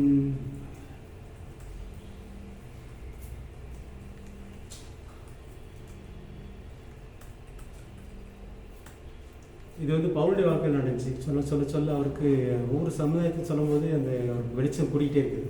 அந்த சத்தியத்தின் வெளிச்சம் நம்ம சொல்ல இப்போ வந்து நம்ம குறும்பருக்கு ஒன்று மாதிரி சொல்கிறோம். அப்புறம் பணியர் சொல்லும்போது அந்த காரியங்கள் இப்போ வந்து முஸ்லீம் சொல்லும் போதெல்லாம் நம்ம அந்த வெளிச்சங்களை ஆண்டவர் கொடுக்குறாரு. அவங்களுக்கு எப்படி சொல்கிறது?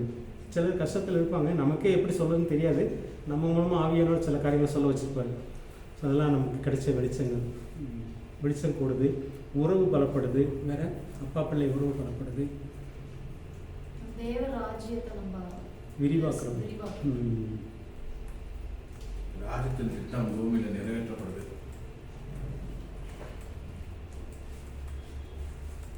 நிறைய வருது. தேவராஜ்யம் விரிவடைகிறது. அதில் நமக்கு உள்ள பங்கு நம்ம செய்கிறோம்.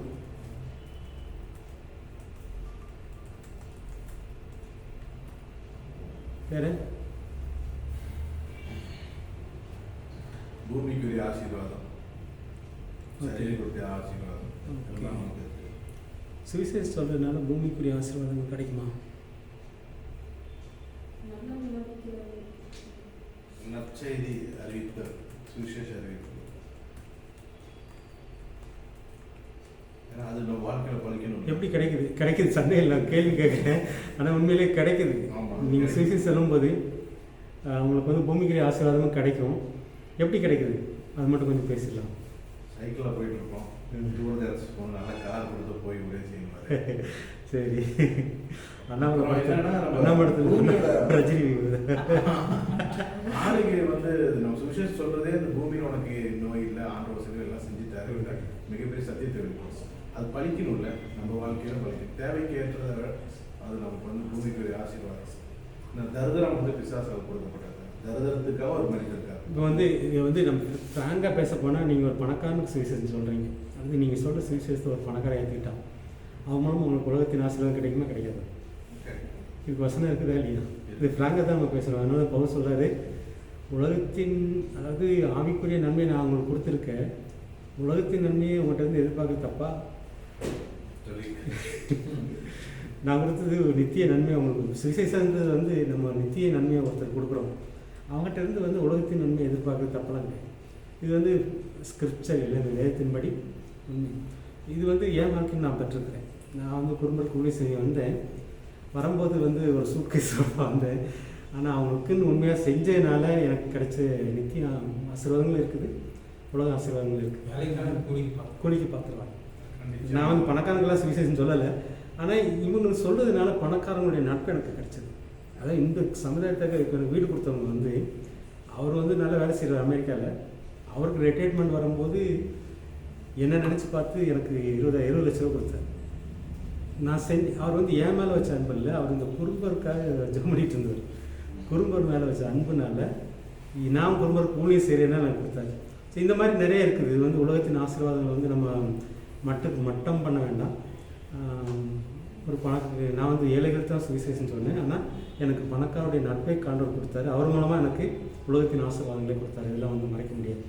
இந்த மாதிரி ஆசீர்வாதங்களுக்கான நம்ம செய்யணும். நம்ம உண்மையாக செய்யும்போது தான், ஆர்வமாக செய்யும்போது அதில் வந்து நிறைய ஆசீர்வாதங்கள் இருக்குது, உலகத்தின் ஆசீர்வாதங்கள் இருக்குது, நித்தியத்திலும் பரிசு இருக்குதுன்னு சொல்லி பார்க்குறோம்.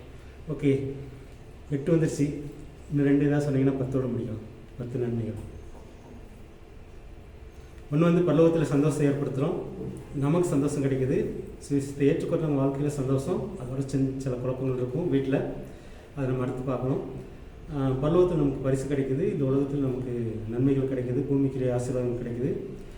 அப்பா பிள்ளை உறவில் நம்ம பலப்படுறோம். சொல்ல சொல்ல நமக்கும், ஏன்னா அப்பா சொல்ல நம்ம செய்கிறதுனால இந்த உறவு பலப்படுது. நம்ம தட்டி கழிக்கிற நம்முடைய கடமைகளை. சத்தியத்தில் வெளிச்சம் நமக்கு கூட்டிகிட்டே இருக்குது. தேவராஜ்யம் நம்ம மூலமாக விரிவடையும். இல்லை, தேவராஜ்யம் விரிவடைவதில் நம்ம பங்கை நம்ம நிறைவேற்றுறோம். வேற இயேசு கிறிஸ்துவின் வருகை ஓகே, மிக சீக்கிரமாக ரொம்ப முக்கியமானது.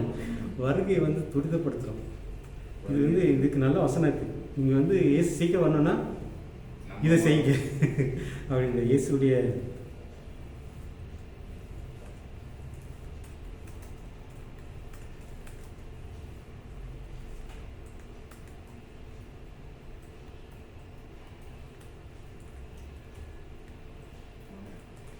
ஓகே. சுவிசேஷம் அறிவிக்கிறதுல இது ஒரு வசனம் நிறைவேறும். இயேசுடைய வருகையை துரிதப்படுத்துகிறோம். 10வது அவன மட்டும் யார் சொல்கிறீங்க? சுவிசேஷம் அறிவிப்பதால் கிடைக்கும் நன்மைகள்.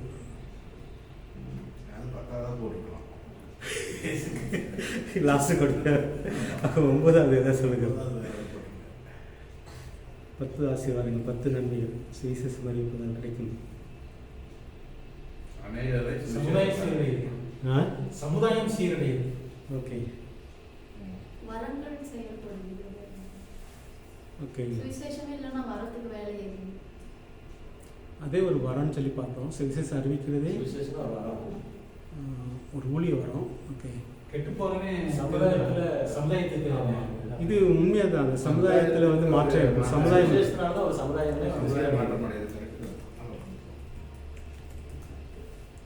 சமுதாய மாற்றம் நிச்சயம் நடக்குது.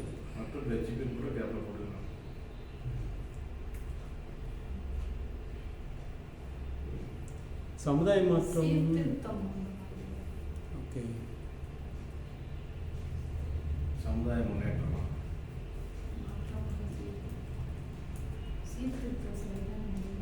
இது வந்து நிறைய இடங்களில் நடக்குது. ரொம்ப முக்கியமான கருத்து ஐயா சொன்னது.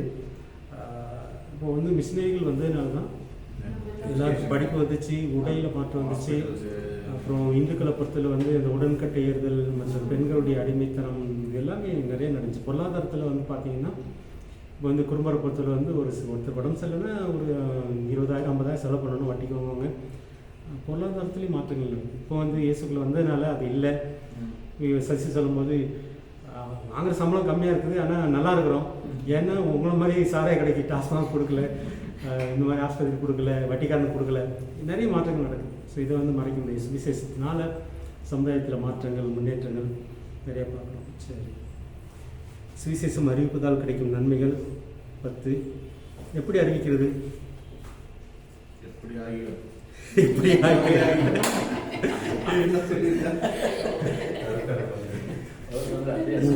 எப்படி ஆகிடும்? உருண்டு பரண்டாவது, உருண்டு பரண்டாவது, கூத்தடிச்சாவது. நிறைய பேர் நிறைய ட்ரை பண்ணுறாங்க. தெருவில் நின்று ஆட்டம் போடுறாங்க. நிறைய முறைகள் இருக்குது. இப்போது வந்து ஸ்போர்ட்ஸில் இன்ட்ரெஸ்ட் உள்ளவங்களுக்கு வந்து ஸ்போர்ட்ஸ், வாலிபால் கிளப்பு, அப்புறம் டான்ஸில் உள்ளவங்களுக்கு டான்ஸு, அடி கறக்கிற மாட்டை அடி கறக்கணும், பாடி கறக்கிற மாட்டை பாடி கறக்கணுன்ற மாதிரி நிறைய மெத்தடு இருக்குது. ஆனால் நம்மளை கொண்டு எதை செய்ய போகிறாரு அப்படின்றது ரொம்ப முக்கியம். சில டேலண்ட்டை நம்ம கொடுத்துப்பாராண்டவர், அதை வந்து நம்ம பயன்படுத்தாமல் நல்லா எப்படி ஆகிலும் உருண்டு பரண்டாகிலும் எல்லாருக்கும் எல்லாரும் ஆகி.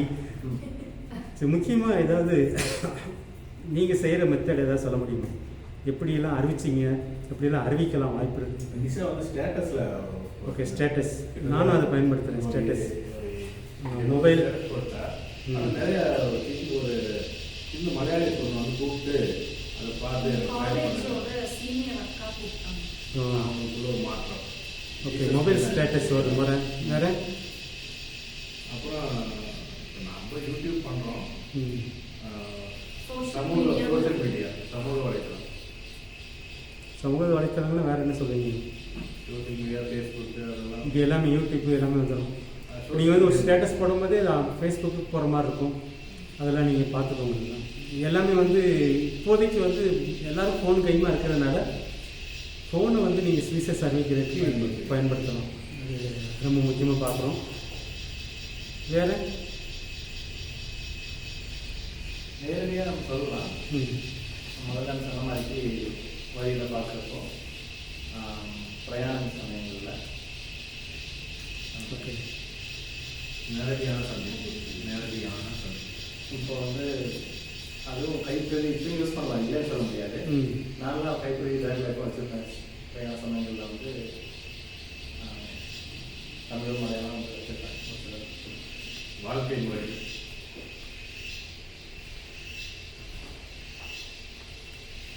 வேலை ஸ்தலங்கள், பயணம், வேறு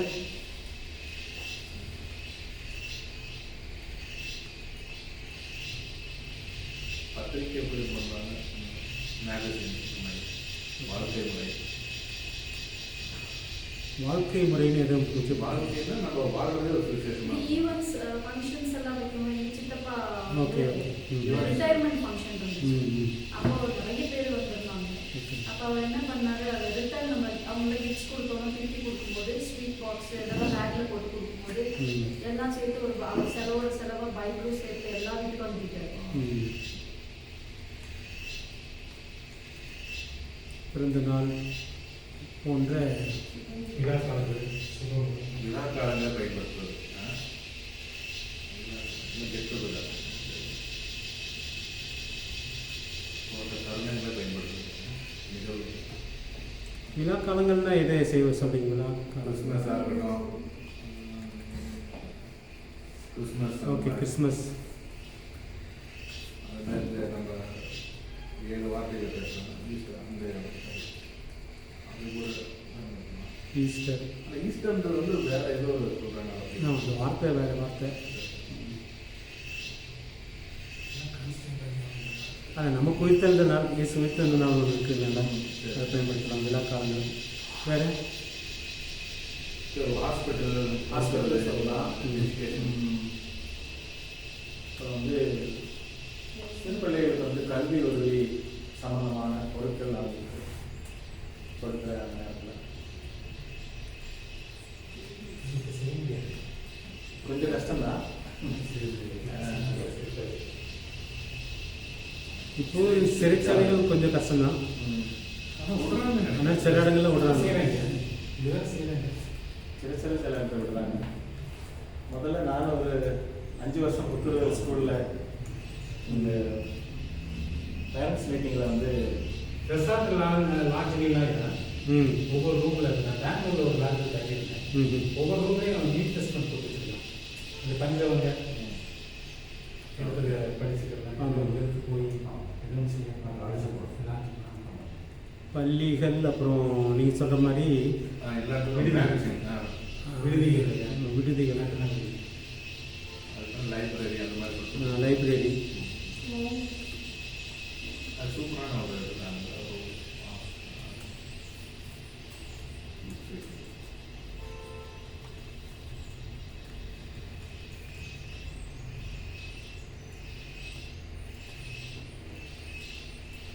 சமுதாயத்திலிருந்து புறக்கணிக்கப்பட்ட மக்களை ஒன்று கூட்டி. ஓகே. நீங்கள் இந்த யூடியூப் போடும்போது எல்லாருமே உங்கள் சோஷியல் மீடியா போட்டாங்க. சோஷியல் மீடியா போடுறாங்க பாருங்க. ம் சமுதாய வலைத்தளம், சமூக வலைத்தளம். சமூக வலைத்தளம்.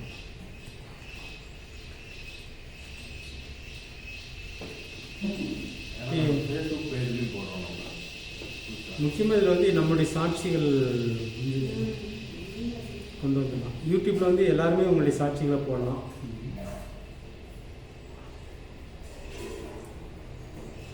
இங்கே வந்து நான் டேனி சொன்னது வந்து வாழ்க்கை முறை ஸோ முதலாவது நம்ம இதை பார்க்க கனி கொடுக்கும் வாழ்க்கை முறையும் போது கனிகள் உள்ள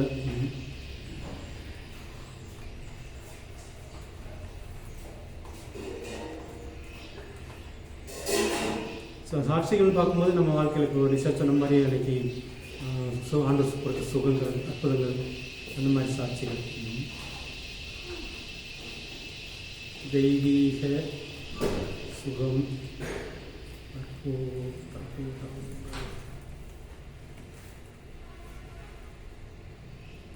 வேறு எது இருக்குது அது எல்லாமே வந்து சுவிசேஷம் அறிவிக்கிறதுக்கு வாய்ப்புகள் நமக்கு எப்படி அறிவிக்கலாம் இருக்கு. ஏழைகளுக்கு வந்து உதவி செய்யறது மூலமா எனக்கு இந்த ஒரு இது இருந்துச்சு ஏழைகள்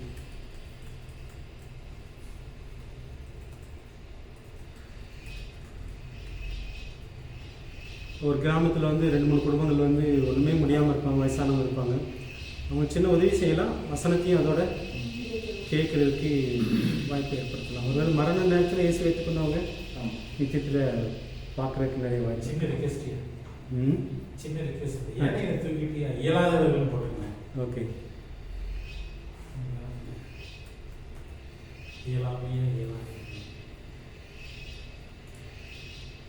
இயலாதவர்களுக்கு செய்யும் உதவி.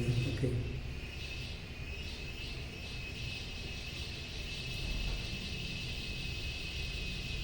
இயலாதவர்கள் செய்யும் உதவிகள் மூலமாக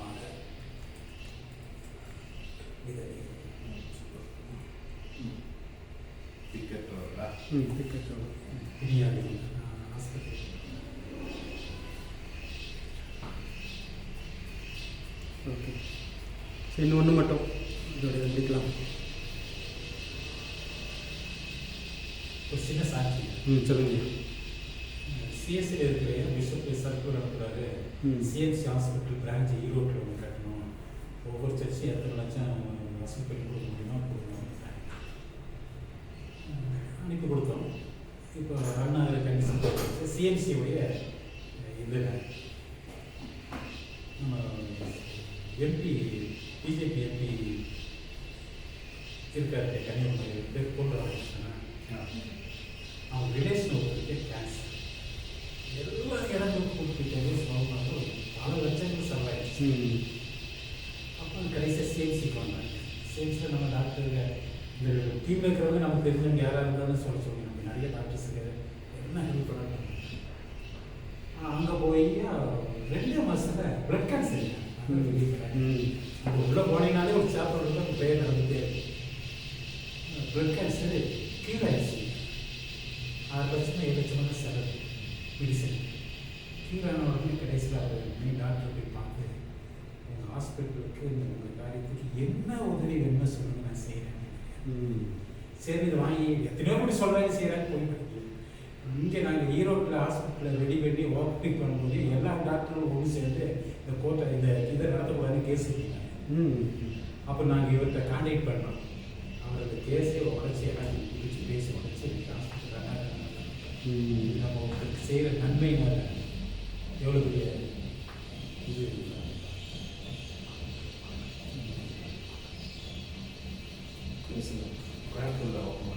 ஈரோடு சிஎஸ்சி.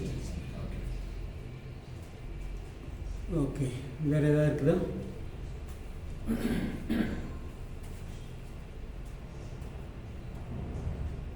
பரிசு பொருள்கள் கொடுக்கறது அதெல்லாம் இதெல்லாம் சின்ன குழந்தைங்களுக்கு Sunday class VBS Sunday class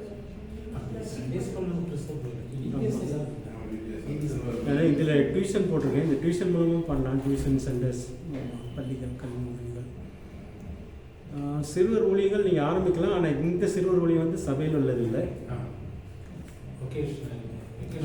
அந்த மாதிரி. ஓகே, ஐயா பள்ளிகளும் கிறிஸ்டின்ஸ் பள்ளிகளில் ஓகே அலோவ் பண்ணுவாங்க. சில கிராமங்களில் செய்யலாம். அல்லது நீங்கள் வந்து கிராமங்களில் உள்ள பிள்ளைங்களை நம்ம கொண்டு வந்து செய்யலாம். அதுக்கான வாய்ப்பெல்லாம் இருக்குது. கெட்டு கொடுத்த மாதிரி பண்ணி லீவ் நாட்களில் வந்து அவங்களுக்கு பரிசு பொருள்லாம் கொடுத்து கிறிஸ்மஸ் காலங்களில் அந்த மாதிரி டைமில் பயன்படுத்தலாம்.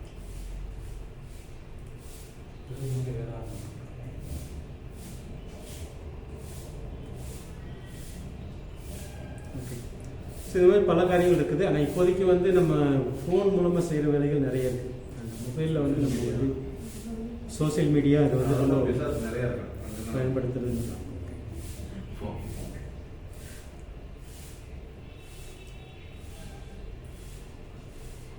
ஸோ அதனால இந்த வசந்த பொருட்கள் உங்களுக்கு கிடைக்கும் எல்லா வாய்ப்புகளையும் நன்றாக பயன்படுத்தி இது வந்து குலோசியர் 4:5-6 மற்றவங்க கேட்குறதுக்கு ஆசைப்படுற மாதிரி நம்ம சொல்லணும். சுவிசேஷம் சொல்லும்போது இன்ட்ரெஸ்டிங்காக போர் அடி அவங்க விஷ் பண்ணுறோம். விஷ் பண்ணிட்டு சரி அப்படியே லைனில் இருந்து உங்களுக்கு தான் ப்ரே பண்ணுறேன். பிறந்த நாள் நம்ம இந்த திருமண நாள், பிறந்த நாள் போன்ற நிகழ்வுகள் டெலிகாலிங்க எப்படி டெலிகாலிங் சொல்லுவாங்கல்ல. டெலிகாலிங்.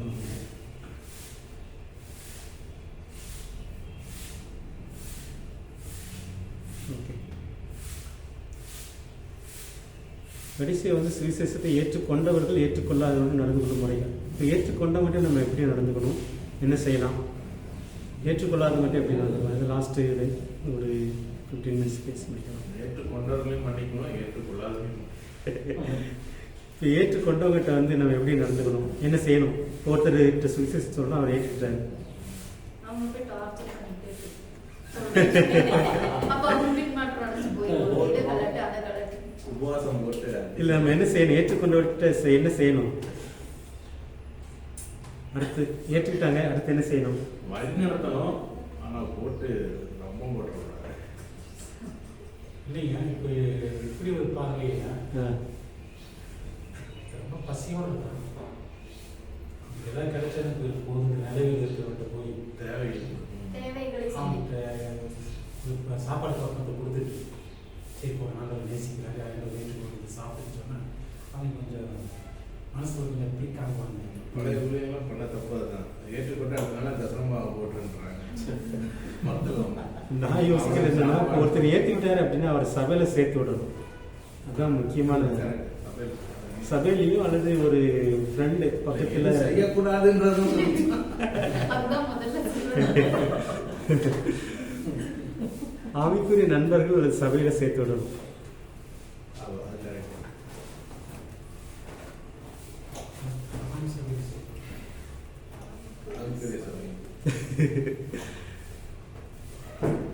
ஆவிக்குரியக்கு வேற வார்த்தை கிடையாது. அந்த வார்த்தையை வச்சுதான் நம்ம வந்து விளையாடணும். சத்தியத்திற்குரிய சபைகள் கூட கூட எல்லாமே ஆவிக்குரியன்னு போட்டுட்டு ஒரு ஆவியில் இருக்காங்க.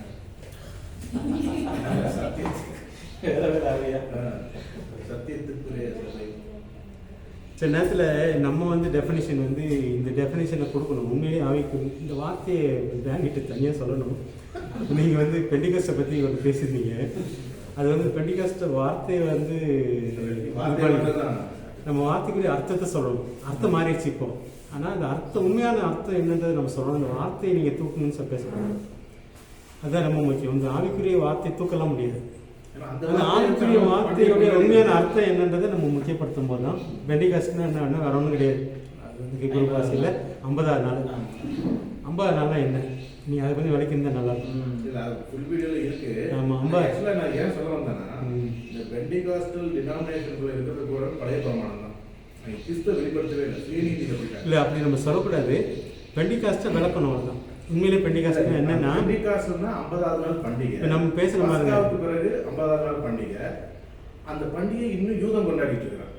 பெண்டிகாஸ்டல் வச்சு அவன் யூதம் கொண்டாடி அந்த பண்டிகை நாள்ல தான் இயேசு நம்ம இங்கே விளக்கம் என்ன வேணும் அப்படின்னா, 50வது நாள் வந்து அவங்களுக்கு எது 50வது நாள்னா, அவங்க வந்து ஃபர்ஸ்ட் பலி கொடுக்குறாங்க பாருங்க. ஆமாம், பஸ்காட்டுக்குட்டியை பலி கொடுத்தது முதல் நாள். 50வது நாள் என்ன நடந்துச்சு பழைய ஏற்பாடுல? இல்லை அவங்களுக்கு இது பெரிக்கார் கொஞ்சம் பேசிடலாம், அதுக்கப்புறம் இதுக்குள்ள போயிடலாம். கொஞ்சம் விளக்கணுன்றதுனால என்ன சொல்லுங்கள். 50 நாள் அவங்களுக்கு என்ன நடந்துச்சு? அதான் பெண்டிகாஸ் என்ன நடந்துச்சு? ஈகை திருநாள் கொண்டாடுறாங்க. இல்லை 50 நாள் தான் அவங்க மேலே இறங்கி வந்து கற்பனை கொடுத்தாரு. கற்பனையை பெற்றுக்கொண்ட நாள் 50வது நாள். இதுக்கும் புதிய ஏற்பாட்டுக்கும் உள்ள வித்தியாசம். இது வந்து எல்லாருக்குமே தெரிஞ்சுக்கணும்னு நான் சொல்லுவேன். பெண்டிகாஸ்ட் எங்கே வருது அப்படின்னா, இதோடைய கனெக்ஷன் இருக்குது. நம்ம வந்து பழசுன்னு அப்படியே ஒதுக்கிடக்கூடாது. பழசுக்கும் புதுசுக்கும் ஆண்டவர் வந்து ரொம்ப ரொம்ப அழகாக கனெக்ட் பண்ணுவாங்க. இந்த 50வது நாள் எங்கே அப்படின்னா, இயேசு கிறிஸ்து வந்து பஸ்கா ஆட சாகுறாரு. செத்துட்டு 50 நாள் ஆவியானவர் மேலே இறங்கி வர்றாரு. இவர் போயிட்டாரு, மேலே போயிட்டார் 40 நாள். 50 நாள் அங்கேருந்து இறங்கி வர்றாரு. இப்போ அங்கே வந்து பிரமாணத்தின்படி வாழணும், இல்லைன்னா செத்த. இங்கே ஆவியானவர் வந்தார், ஆவியானவர் படி வாழு, அதுதான் பெண்டிகாஸ்ட். இதை நம்ம சொல்லாம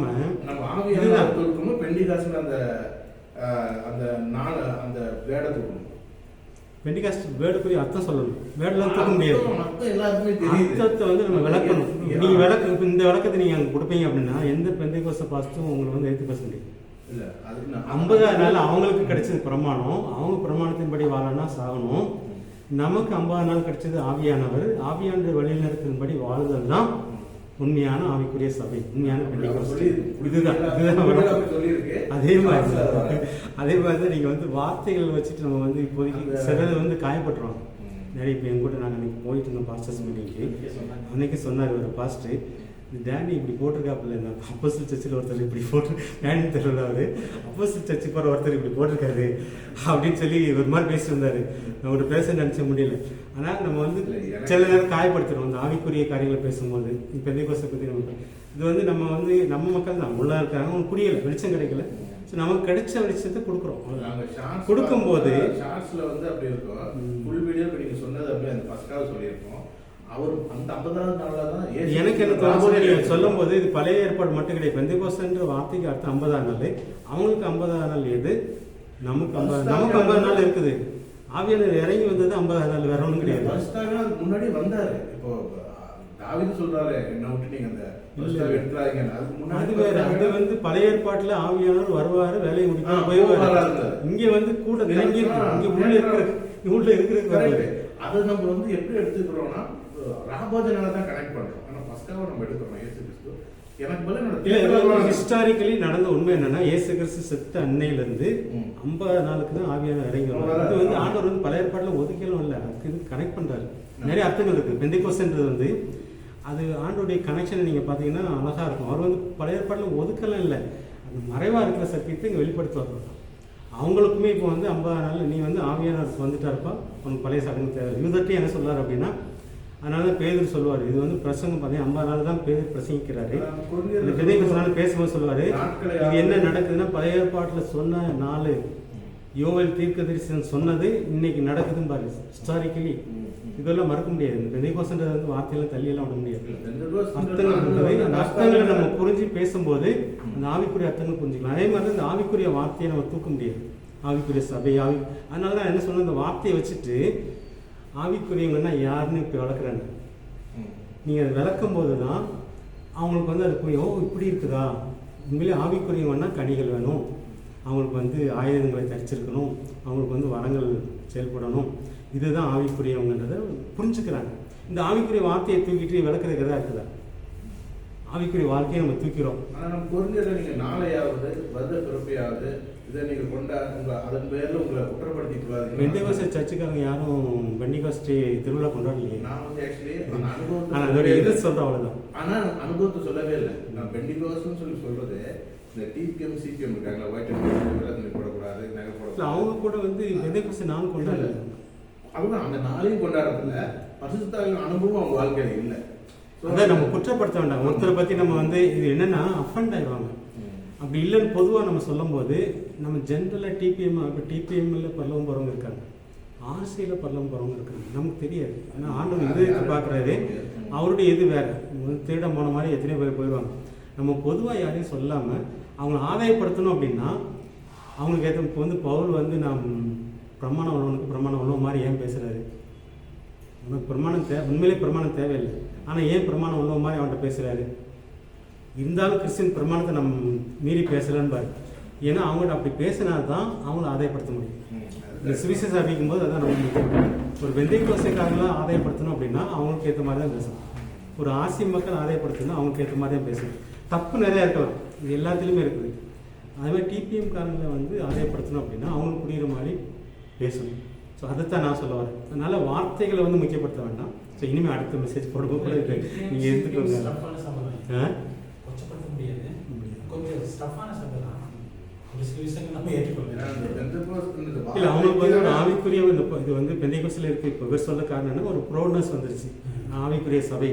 அவங்க வந்து ஆவிக்குரிய சபையிலே ரொம்ப அந்த இந்த கிருபாசனம் அந்த பெருமை இருக்கிறதுனால தான் இந்த பிரச்சனை இருக்குது. கிருபாசனம் இவங்கெல்லாம் பார்த்தீங்கன்னா அவங்க வந்து இயேசு கிறிஸ்துவோட அந்த மகிமையை வந்து நிஜமாவே மட்டுப்படுத்துறாங்க. அப்போ அவங்களுக்கு வந்து இதை பார்த்து தான் உலக நம்ம இவங்களுக்கு சொல்லவே கிடையாது. உலகத்தை நம்ம பார்க்கும்போது இந்த பெந்தகோஸ்காரன் அப்படின்னாவே இவன் வந்து ரொம்ப கேவலமான ஒரு உச்சரிப்பில் தான் இருக்கு. அப்போ அதை தான் நம்ம மாற்றுறோம். பெந்தகோஸ்து ஒரு 50 நாளோட நம்ம என்ன சொல்லணும் அப்படின்னா ஆவியானவர் மட்டும் தான் ரியல் பெண்டிகாஸ்டோட மீனிங்கை நம்ம புரிஞ்சு செய்யலாம் அப்படின்றத ஃபுல் வீடியோவில் நம்ம அது பண்ணியிருக்கோம். 2 வீடியோ இருக்கு பண்ணியிருக்கோம். ஆனால் அந்த ஷார்ட்ஸ் பார்க்கும்போது இவங்க உள்ள வருவாங்க, உள்ள வந்துட்டு ஃபுல்லாக பார்ப்பாங்க. நிறைய பேர் எனக்கு மெயில் அனுப்புறாங்க, ஒரு நாளைக்கு 50 மெசேஜ். இது வாசல் குரூப்பில் பேசுகிறதுனால எனக்கு ஒரு பேசணும்னு ஞாபகம் இல்லை. அதனால தான் இங்கே இடையில வந்து சரி ஆவிக்குரிய நண்பர்கள் அந்த சபையில் சேர்த்து விடணும். வேறு என்ன செய்யணும்? ஏற்றுக்கிட்டவங்கள்ட்ட நம்ம டாப்பிக்கில் போயிடலாம், முடிச்சிடலாம். அடுத்து என்ன செய்யலாம்? முதல்ல செய்ய வேண்டிய ஒருத்தர் ஏற்றுக்கிட்டார் அப்படின்னா அவங்களுக்கு ஒரு ஸ்பிரிச்சுவல் ஃப்ரெண்டு வேணும், அடுத்து ஒரு சபை வேணும். இந்த காலத்தில் வந்து சபை வந்து தேடி போகுது. இப்போ நீங்கள் சொன்ன மாதிரி ஒருத்தர் ஏற்றிக்கிட்டாருன்னா அங்கே 10 பாஸ்ட் போகிற மாதிரி ஆகிப்போச்சு இப்போ உள்ள சூழ்நிலை. ஏன்னா விசுவாசிகளுக்கு தட்டுப்பாடு, ஏன் சபைக்கு வா, உன் சபைக்கு வான்னு. ஆனால் நம்ம வந்து நடத்துனவங்கள வந்து ரொம்ப கேர்ஃபுல்லாக நடத்த வேண்டியதெல்லாம் இருக்குது. இந்த இது வந்து நம்ம குறிப்பாக நம்மளே அவங்க கொஞ்சம் ஃப்ரெண்டாக இருக்கணும். அதுக்கப்புறம் நம்மளால் முடியாத பட்சத்தில் இன்னொருத்தவங்க ஃப்ரெண்டாகணும். இதுதான் நம்ம செய்ய ஏற்றுக்கொள்வங்களுக்கு. அடுத்தது என்ன செய்யலாம்? நீங்கள் சொன்ன மாதிரி சில தேவைகள் இருந்துச்சு அப்படின்னா, உலக பிரகாரமான தேவைகள் இருந்துச்சுன்னா அதை சந்திக்கணும். என்னென்ன தேவைகள் இருக்கலாம்? ஒருவேளை சிலருக்கு கல்வியோ, சிலருக்கு வேலை வாய்ப்போ, வேறு என்ன தேவை இருக்கலாம். இதுக்கெல்லாம் சந்திக்கிறதுக்கு அதை ஜெபம் பண்ணலாம். நம்ம கல்வி, வேலை, மருத்துவம், பண உதவிகள் செய்யலாம். இது வந்து மாறினதுக்கு அப்புறம் கொடுத்து மாற்றக்கூடாது.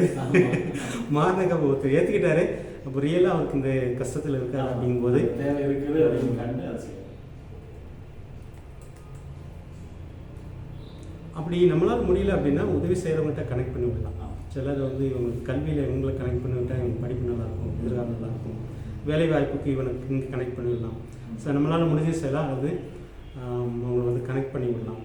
வேறு ஓகே, இது வந்து இந்த ஆவிக்குரிய நண்பர்களில் வந்துடுது. நீங்கள் நம்மளே ஊக்கப்படுத்தணும்.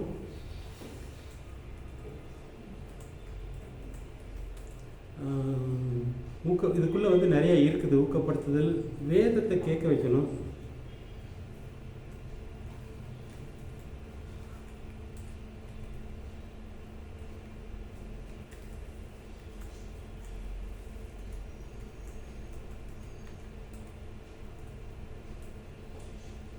ஊக்கப்படுத்துதல், வேத வசனங்களை தொடர்ந்து கேட்க வைத்தல். வேறு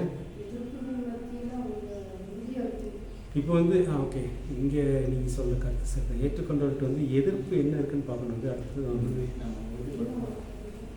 இந்த 2வது வேலை அதை தான் செய்யணும். இப்போ வந்து குடும்ப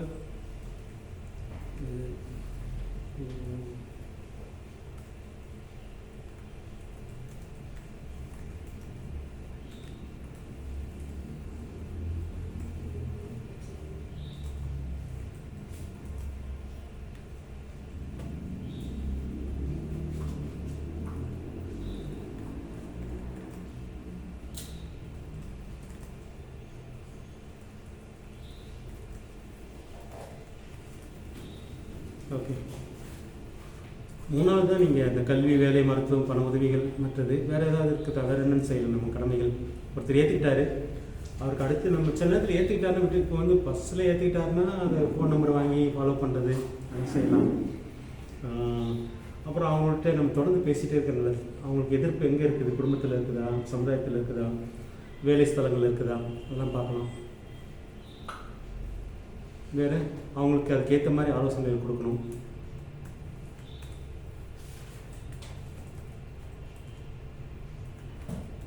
ஏற்றுக்கொண்டதுனால உள்ள பிரச்சனைகளை வந்து சந்திக்கிறதுக்கு அவங்களுக்கு அது மத்தியில் வளர்றதுக்கு ஊக்கம், உதவிகள் செய்தல்.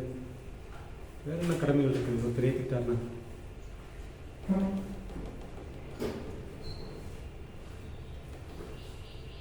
அவ்வளோதானா?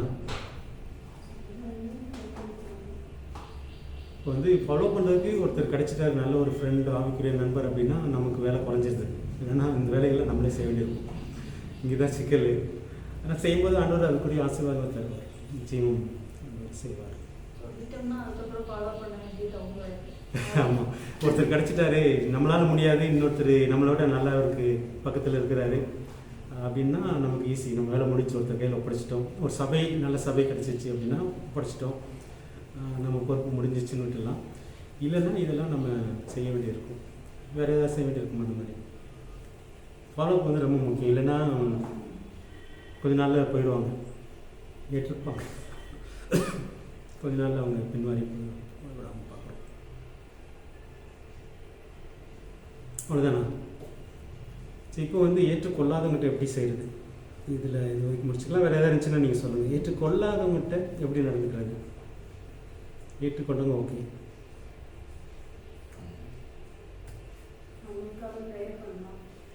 ஓகே.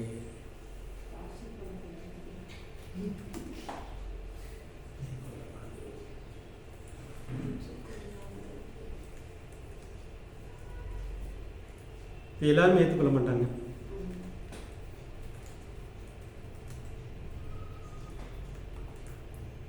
முதலாவது செய்ய வேண்டியது அவங்க ஜெபம் பண்ணணும். ஓகே,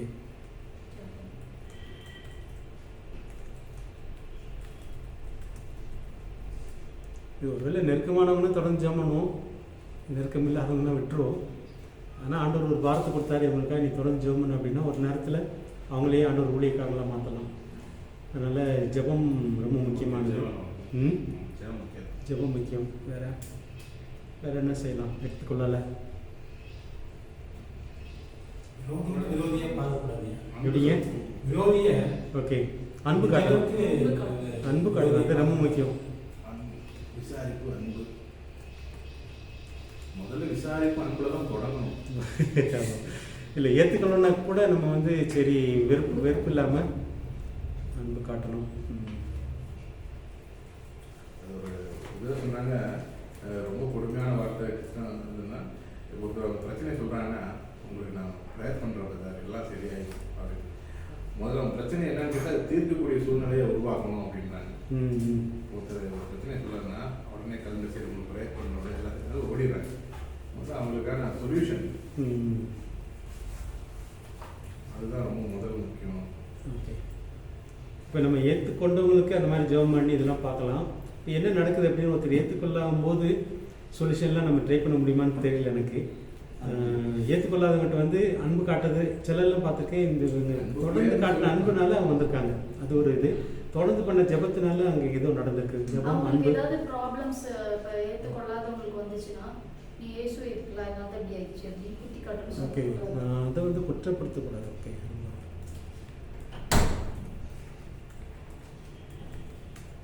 குறிப்பாக நீங்கள் நரகத்துக்கு போயிடுவேன்னு சொல்லக்கூடாது.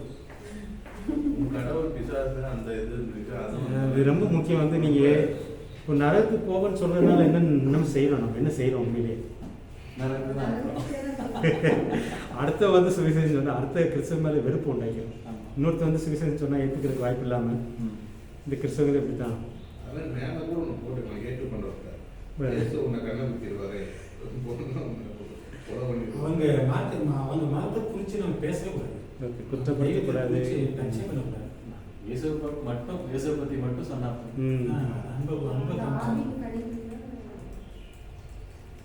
அன்பை சொல்ல குற்றப்படுத்தக்கூடாது. ஓகே, செய்யக்கூடாது, எல்லாம் குற்றப்படுத்தக்கூடாது. உங்களுக்கு எதாவது நடந்தால் கூட நீ ஏற்றுக்கல அதனால இப்படி நடந்துச்சுன்னு சொல்லக்கூடாது. நரகத்துக்கு போகணும்னு சொல்லக்கூடாது. வேறு சான்று அந்த மனசை காயப்படுத்துற அவர்கள் கடவுளாக நினைக்கிறத பிசாசுன்னு சொல்லக்கூடாது. மனதை எங்க வீட்ல எல்லாம் அம்மா எல்லாம் எவ்வளவு லேட்டா ஏத்துக்கிறதுக்கு காரணம் இந்த வார்த்தை தான். சாத்தான் சாத்தான் சாத்தான்னு சொல்லி அவங்க வந்து இயேசுவே வெறுக்க தொடங்கிட்டாங்க. ஏன்னா அவங்களுக்கு ஒரு நாள் புரியும், ஆனால் நம்ம வந்து அதை இதில் உண்மைகள் இருந்தால் கூட நம்ம வந்து சொல்கிறது இது வந்து இந்திய தமிழ்நாட்டு அளவில் இந்த வார்த்தைகள் பேசப்படுது. மோகன் செல்லாசன் மேலே வச்ச குற்றச்சாட்டு இவங்க எல்லாத்தையும் பேய் பிசாசுன்றாங்க, எல்லா கோயிலுக்கும் போய் ஜெபம் பண்ணிட்டு இந்த மாதிரி பண்ணுறான்ற மாதிரிலாம் வந்துச்சு. ஸோ அது வந்து நம்ம செய்யக்கூடாது. ஒரு மன்னிப்பும் கேட்டார் அவர், அந்த மாதிரி செய்யக்கூடாது. வேறு ஏற்றுக்கொள்ளாத விடம் அவங்க சாஸ்திர சம்பிரதாயம் வந்து அவங்க படிக்க கூடாது. ஓகே. நம்ம சடங்குன்னு ஒன்று வச்சிருக்காங்க. நீங்க சொல்ற இந்த பெந்தகோஸ்து மண்டலம் அதை தெரியக்கூடாது. வேலை உனக்கே ஆக்சுவலா அது பரிசுத்தாவிக்கு எதிரான பக்கத்து வீட்டுக்காரங்க ஒருத்தவங்க இருக்காங்க. சரி. அவங்க வந்து நான் பிறந்து நான் பார்த்ததுல இருந்து அவங்க கிறிஸ்டியனா தான் இருந்தாங்க. சரி. திடீர்னு நம்ம காலேஜ் படிக்கிற அந்த டைம் வரும்போது எல்லாரும் ஹிந்துவா மாறிட்டாங்க. அப்ப அந்த பொண்ணு தான் எனக்கு அந்த த்ரெட்டிங் எல்லாம் எடுக்கிறதுக்கு வீட்டுக்கு கூப்பிடுது. அப்ப நான் ஒரு தடவை பேசினப்போ அப்பா எல்லாம் இப்ப நீங்க சர்ச்சுக்கெல்லாம் போறது இல்லையா, ஃபர்ஸ்ட் எல்லாம் கிறிஸ்மஸ் எல்லாம் கொண்டாடுவோம் எங்களை கூப்பிடுவாங்க, நாங்களாம் போய் அவங்க வீட்டுல பிரியாணி சாப்பிடுவோம். அதுக்கப்புறம் நானும் ரசிக்கப்பட்டு மேரேஜ் பண்ணி போனதுக்கு அப்புறம் ரொம்ப கேப் ஆயிடுச்சு. அந்த பொண்ணு வந்தப்போ நான் ஒரு நாள் கேட்டேன், ஏன் வந்து நீங்க சபைக்கெல்லாம் போகல, ஏன் ஹிந்துவா மாறிட்டீங்க அப்படி சொல்லி கேட்கும்போது அவங்க டேடி தான் ஆக்சுவலா கிறிஸ்டியன், மேரி பண்ணது வந்து இந்து அம்மா. ஆனா அந்த அம்மா கூட மாறி இவங்களோட சபைக்கு போயிட்டு இருந்தாங்க, எல்லாருமே குடும்பமா போயிட்டு இருந்தாங்க. அந்த போன சபையில என்னன்னா நீ இந்த கலர் புடவை கட்டக்கூடாது, பொட்டு வைக்கக்கூடாது, இப்படி வந்து அதெல்லாம் திணிக்கும் போது அவங்களுக்கு கொஞ்சம் கொஞ்சமா அது பிடிக்கல. அவங்க போகாம ஆரம்பிச்சுட்டாங்க, மறுத்துட்டாங்க. அப்ப ஃபேமிலி எங்க உடஞ்சு போச்சு. அதுக்கப்புறம் பார்த்தா அவருக்கும் நிறைய திணிப்பு, நீ இந்த மாதிரி ஒழுங்கா வர மாட்டேங்கிற, நீ ஒயிட்டே போட மாட்டேங்கிற அப்படின்னு சொல்லி நிறைய திணிக்கவும் அவங்க ஃபேமிலியாவே பின்னாடி வந்துட்டாங்க. இது என்னடா இப்படியே சொல்லிட்டு இருக்காங்கன்னு ஃபுல்லாமே இந்துக்கு வந்துட்டாங்க. இதுல என்ன பிளஸ்ஸா பாக்குறாங்கன்னா தலை நிறைய பூ வச்சுக்கலாம், எந்த கலர் ட்ரெஸ் வேணாலும் போட்டுக்கலாம், எல்லாருமே சகஜமா போறாங்க, அவங்க இஷ்டப்படி செய்யலாம். அதுல வந்து கட்டுப்பாடு போடுறாங்க, அப்படி ஒன்னே தான் இருக்காங்க. அவங்க ரீசெண்டா இப்போ ஒரு போன மாசத்துல அவங்க சபையில யாரோ தெரிஞ்சவங்க உடம்பு சரியில்லைன்னு பார்க்க போயிருக்காங்க. போய் விசாரிக்க போகும்போது நீ வந்தது பாஸ்டர் பார்த்து சொல்லியிருக்கிறாரு, இப்படியெல்லாம் பொட்டு பூவும் பட்டு புடவையும் கட்டிட்டு வந்திருக்கேன், நீ நரகத்துக்கு தான் போவோம் அப்படின்னா இனி நம்ம சபை பக்கமே போக மாட்டேங்கிறாங்க. இது ஒரு பியூட்டிஃபுல்லான வேர்டு என்னன்னு சாப விடுவாங்க. இல்ல இது பியூட்டிஃபுல் பாஸ்டர்ல சாப விடுறாங்க. சாபம் ஒண்ணு. பியூட்டிஃபுல்லான வேர்டு என்னன்னா கிறிஸ்தவன் அவரு நம்ம பெந்தகோஸ்காரன் இப்படிதான். இதுதான் எங்க பிரச்சனை. நம்ம எதுக்கு அந்த வேர்டு யூஸ் பண்ணான்னு சொல்ல வரமே. அப்போ ஆசிகாரன் கிறிஸ்தவன் தான், சிஎஸ்சிக்காரன் கிறிஸ்தவன் அப்படின்னு ஒரு உருவாக்கிட்டு நம்ம பெந்தகோஸ்காரன் நம்ம இப்படிதான் இருக்கணும். இதுதான் மக்களுக்கு பிறந்திருக்கு. வெளிமக்கள் பெந்தகோஸ்காரன் அப்படின்னா பாக்குறதுல பொட்டு வைக்காதவன் அவங்களுக்கு உடைக்கிறோம். அப்பதான் நம்ம உடைக்கிறது நம்ம நோக்கமா தவிர பரிசுத்தாவை குற்றப்படுத்துறது. அப்ப அந்த நாளை இவங்க என்னவா எடுக்கிறாங்க, சட்டம் கிடைச்ச நாளா ஆராதிக்கிறாங்களா இல்ல பரிசுத்தாவி கிடைச்ச நாளா ஆராதிக்கிறாங்களா? பரிசுத்தாவி கிடைச்ச நாளா பரிசுத்தாவி தானே புனிதப்படுத்தணும், நீங்க அந்த நாளை புனிதப்படுத்துற அதுதான் நம்ம நோக்கம். அதே மாதிரி அதே சர்ச்சில் ஒரு பையன் ஆக்சுவலாக வந்து பெண்டிகாஸ்ட்ன்றது வந்து பேர் வந்து ஒரு ஒரு என்ன சொல்றதுன்னா ஒரு டினாமினேஷன் மாதிரி கொண்டு போயிட்டாங்க வந்துச்சு. அதாவது சிஎஸ்ஐலேருந்து தான் ஒரு பிரிவு ஏற்படுது. அது பொதுவாக வந்து மெயின்லைன் சர்ச்சுன்னு சொல்லுவாங்க. அங்கே வந்து எல்லாமே இந்த சரித்திரம் நீங்கள் வந்து இந்த சரித்திரத்தில் இருக்கான்னு தெரியல, அங்கே எல்லாருமே நாமினல் ஆகிட்டாங்க, நிறைய சடங்குகளுக்குள்ளே போயிட்டாங்க. அப்போ ஒரு குரூப் வந்து அந்த உண்மையான சத்தியத்துக்குள்ளே வர்றாங்க. பெந்தேகோஸ்தே வந்தது பார்த்தீங்கன்னா இந்த சரித்திரத்தில் நடத்தினாருன்னு தெரியல நம்மளுக்கு. எப்படி வருது அப்படின்னா இவங்க வந்து ஆவியானவர் முக்கியப்படுத்தி வர்றாங்க. ஆரம்பம் வந்து நல்லா தான் இருந்துச்சு, ஒரு எழுப்புதல் தான். எப்படின்னா அப்போஸ்தலர் சர்ச் வந்து வேர்ல்ட்ஸ் எழுப்புதலில் வருது. இந்த வேர்ல்ட்ஸ் எழுப்புதல் தான் அதுக்கு காரணம். அந்த எழுப்புதலை வந்து பார்க்கும்போது இந்த ஆவியானவர் முக்கியப்படுத்தி நம்ம ஆவியானவர் இது தான் நம்ம பார்க்குறோம். உண்மையிலே ஆவிக்குரியவங்க யாருன்றது. அப்படி தான் பெந்தேகோஸ்தே பிரிவு வருது, அதுக்கு பேர் வைக்கிறாங்க. ஆனால் அது வர வர இப்போ என்ன இப்போ இருக்கிற சூழ்நிலை வந்து பெந்தேகோஸ்தையும் ஒரு நாமினல் ஆயிடுச்சு, ஒரு சடங்குக்குள்ளே போயிடுச்சு. அதுதான் இப்போ சூழ்நிலை. சிஎஸ்ஐ ஏற்கனவே சடங்குல இருக்குது, ஆர்சி ஏற்கனவே ஆர்சியிலேருந்து தான் வந்து இவர் மார்ட்டின் லூத்தர் வந்து கொண்டு வர்றாரு, ரிவைவலை கொண்டு வர்றாரு. அதுக்கப்புறம் வந்து தான் ஆங்கிலிக்கன் சர்ச் மற்ற இந்த சிஎஸ்ஐ போன்ற சர்ச்சு அவங்களும் நாமினலுக்குள்ளே போகிறாங்க. அப்போ தான் இந்த பெந்தேகோஸ்தே வருது. இப்போ காலகட்டம் பார்க்கும்போது பெந்தேகோஸ்தே சபைகளும் அந்த சடங்கு போயிடுச்சு. அதான் இப்போ அதில் தான் நீங்கள் கஷ்டப்படுறீங்க.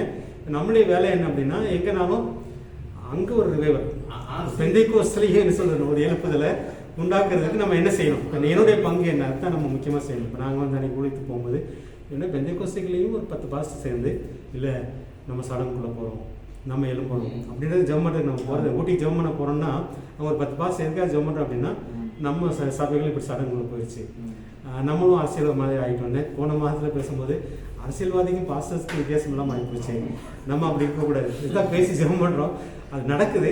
நம்ம அதில் ஒரு பங்கை நம்மளுடைய பங்கு காட்டலாம். அதனால கண்டு பண்ணிட்டோன்னா அவங்க ஆதாயம் பண்ண முடியும். அதான் முக்கியம். இந்த வீடியோ நான் போட காரணமே அந்த நீங்கள் சொன்ன இருக்கிறப்ப கூடலூர்ல இருக்கிற அப்போஸ்தலர் சர்ச் பெரிய சர்ச் தான் அந்த சபை வேலை செய்யுது. நான் பேரை சொல்லல. இதே மாதிரி ஒரு ஃப்ரெண்டு அவன் வந்து மலையாளி ஹிந்து, அவங்க கிறிஸ்டின் வந்து திருப்பி பின்மாற்றத்தில் போயிட்டான். எனக்கு போய் கேட்டா இவங்களோட சடங்காச்சாரம் அப்ப என்னன்னு இவங்களுக்குன்னா இவங்க நியாயப்பிரமாணம் திருத்தம் வேறுபாடு தெரியல. அப்போ ஒரு சொல்லாடலுக்குள்ள கிறிஸ்துவ அடக்குறாங்க. இது வந்து பழைய ஏற்பாட்டு சடங்குலாம் கிடையாது. இவங்களா உருவாக்குன உருவாக்கின சடங்கு தான். அவங்க உருவாக்குன சடங்கு. இப்போ வெள்ளை ட்ரெஸ் போடுறது, மீஸ் எடுக்கிறது, நகை, இதெல்லாம் வந்து இவங்களா உருவாக்க. அது ஒரு காலகட்டம் வரும்போது இந்த மாதிரி பற்றுதல் வேண்டாம். எங்கள் அப்பா அம்மா காலத்தில் அது ஐயாவது தெரிஞ்சிட்டு இருக்கும். இந்த ஐசனியா காலத்துலலாம் பார்த்தீங்கன்னா வெறுப்பு, நகை வேண்டாம், நகை போடலாம் வந்து ஸ்ரீலங்காவில் வந்தாங்க. புத்த மதத்துக்கு மாறுறாங்க ஜோசப்ன்றவர். அவர் கடைசி காலத்தில் ஆனால் அவங்க இப்போ நீங்கள் பார்த்தீங்கன்னா ஆவிக்குரிய சபைகள் உருவாகும் போது அவங்களுக்குள்ள இந்த ஆவியானவர் எரிந்து பிரகாசித்தார். அது வேற. இப்போ நம்ம அதை குற்றப்படுத்தலை. அவங்களுக்குள்ள ஒரு எழுப்புதல் ரியலாக வந்துச்சு. உண்மையிலேயே ஆண்டவருக்காக வாழணும் அப்படின்ற ஒரு இதில் தான் அவங்க வந்தாங்க. ஆனால் இப்போ இருக்கிறவங்க திரும்ப ஒரு சடங்குக்குள்ள போகிறாங்க. இப்போ நம்ம என்ன செய்யணும்? அது நம்ம வேதாமம் படிக்கும்போது நம்மளுடைய பங்கு என்னன்றது நம்ம முக்கியம். அதுக்கு நம்ம முக்கியம். விசுவாசத்தின் அடிப்படையில் செஞ்சாங்க. அது விருப்பத்தை இது வந்து கிரியின் அடிப்படையில் மாறிடுச்சு. இப்போ எல்லாமே இப்போ ஒரு பேட்டர்னை கொடுத்து அதுக்குன்னு ஒரு பிராண்டை வச்சுட்டாங்க. அப்போ ஆர்சி கிறிஸ்டின், சிஎஸ்சி கிறிஸ்டின், இடையில ஒரு ரீல்ல போடுறாரு ஒரு பாஸ் சொல்றாரு, தேவ பிரசனமே இல்லைனாலும் பரவாயில்ல, பிரச்சனை இருக்கிற மாதிரி விசுவாசம் தான் பெருசு. அந்த மாதிரி நிறைய போயிட்டு இருக்குது. இப்போ நான் சொல்றப்போ அம்மாக்கு இப்ப ஏத்துக்கிட்டப்போ அம்மா முதல் கேள்வி கேட்டது அப்படித்தான், நான் இயேசுவை ஏத்துக்கிறேன், என்ன இந்த பெந்தகோஸ்காரங்க மாதிரி மாத்திருவியா, வெள்ளை ட்ரெஸ் எல்லாம் சத்தியம் சொல்றதே இல்ல. யாரு ஒரு கிறிஸ்துவ அறியாம இருக்காங்களோ அவங்களுக்கு அது என்னன்னு தெரியல, தெரியாம அந்த வார்த்தையை மட்டும் பிடிச்சிட்டு வெறுத்துட்டாங்க. அந்த அளவுக்கு கிறிஸ்துவ அவமானப்படுத்தி வச்சிருக்காங்க. பக்கத்து வீட்டுக்காரவங்களுக்கு, அம்மாவுக்கு, எங்க ரிலேஷனுக்கு எல்லாம் நான் தான் சாட்சி.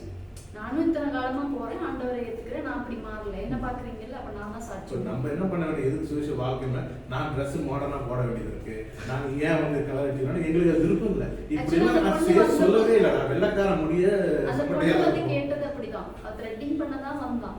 அவளுக்கு ஒரு சுவிசேஷம் சொல்லி அதை புரிய வச்சு, சரி நீ வேணா எனக்கு கலர் அடிச்சு விட்டு போன்ட்டு அவன் சும்மா அடிச்சு விட்டு போனான். முஸ்லீம்காரங்களே நம்மளை பார்த்து நிறைய பேர் வந்து விரும்புறாங்க. அப்படியா? ஸோ அதுதான் நம்ம இப்போ வந்து உண்மையாக ஆவிக்குரிய நண்பர்கள்ட்ட சேர்த்து விடுறது தான் முக்கியமானது. அது ரொம்ப சேலஞ்சிங் இருக்குது. ஏன்னா சபைகள் வந்து இல்லை, அது நம்ம பார்க்குறோம். அப்படி ஊழியக்காரங்க இருந்தால் ரொம்ப ஈஸியாக இருக்கும் நம்ம வேலை, இல்லைன்னா நமக்கு கஷ்டம் இங்கே தான் இருக்குது. ஒன்று நம்ம ஆவிக்குரிய நண்பராக மாறணும் அவங்க உறுதியாகிற வரைக்கும், இல்லைன்னா ஆவிக்குரிய நண்பர் கிடைக்கணும். இது ரொம்ப ரொம்ப முக்கியம். அடுத்து வந்து வேதத்தை அவங்க வாசிக்கிறதுக்கு, கேட்குறதுக்கு நம்ம வேதத்தின் மூலமாக தான் மாற்றங்கள் நடக்கணும். அது ரொம்ப ரொம்ப முக்கியம்னு சொல்லி பார்க்குறோம். சரி, ஏற்றுக்கொள்ளாதவங்கள்ட்ட வேறு ஏதாவது நடந்து கொள்ள வேண்டியது? அவங்க கடவுளை வந்து பேய் பிசாசு சொல்லக்கூடாது, குற்றப்படுத்தக்கூடாது, நரகத்துக்கு போகணும்னு சொல்லக்கூடாது,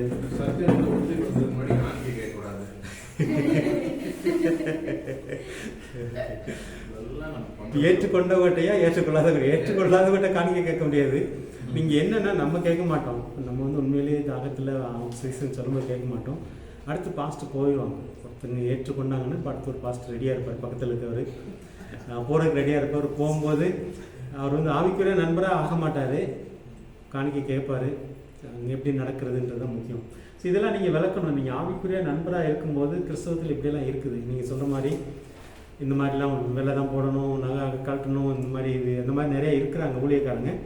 அவங்க மத்தியில் நீங்கள் எப்படி இருக்கணுன்றதை சொல்லிக் கொடுக்கணும். ஒரு அவேர்னஸ் வந்து முதலே சொல்லிக் கொடுக்கணும். ஒருத்தர் ஏற்றுக்கிட்டார் அப்படின்னா கிறிஸ்தவம் இப்படி இருக்குது, கிறிஸ்தவத்தில் மூட நம்பிக்கை இருக்குது, கிறிஸ்தவத்தில் இப்படிலாம் இருக்கிறாங்க.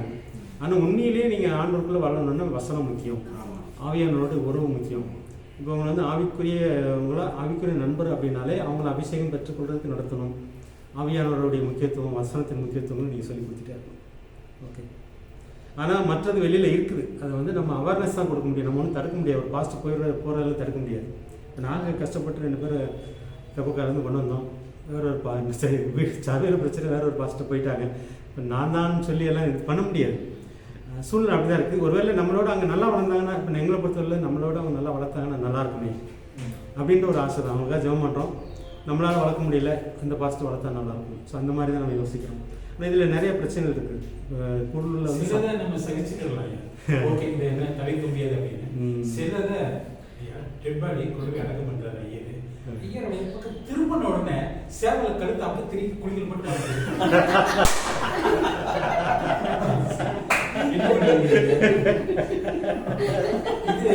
ஐயர் பண்ண ஜெபம்லாம் போச்சு. அவர் ஐயரே என்னமோ பண்ணிட்டு போய் என் கடமை முடிஞ்சுட்டு அவர் அவ்வளவுதான், வேற ஒண்ணும் செய்ய முடியாது. என் வேலையை முடிச்சுட்டேன். நீ என்ன செய்ய அடுத்தவங்களுக்கு கேளு. ரெண்டாவது போறதுக்குள்ள கல்லறைக்குதான். கல்லறைக்குதான். ஏற்றுக்கொண்டவர்களிடம் வந்து இன்னொரு பாயிண்ட் கூட ஆட் பண்ணலாம். ஓகே மேல ஏற்றுக்கொண்டவர்களிடம் ஓகே. அந்த இப்ப நம்ம ஒருத்தர் சுவிசேஷன் சொல்லி அவங்க நல்லா வர்றாங்க, நம்மளை விட நல்லா மிஞ்சி வர்றாங்கன்னா அவங்க மேல பொறாமப்படக்கூடாது.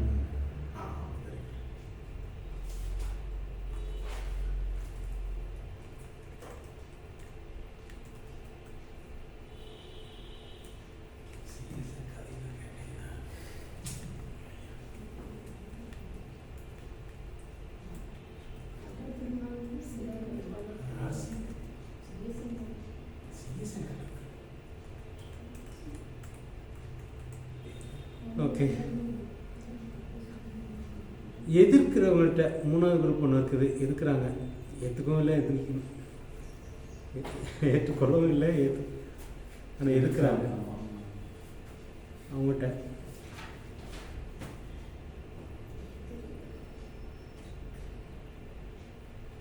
யாரும் சந்திச்சிருக்கீங்களா? எதிர்க்கிறவங்க ஏற்றுக்கொண்டவங்க இருக்காங்க, நமக்கு ஈஸி. மற்ற சேலஞ்ச் இருக்குது. இப்போ நம்ம நாட்டில் எதிர்க்கிறவங்க அதிகம். எதிர்க்கிறோட எதிர்க்கக்கூடாது.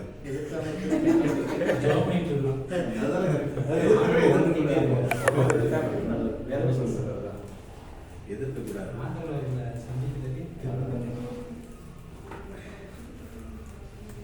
சலிக்கக்கூடாது.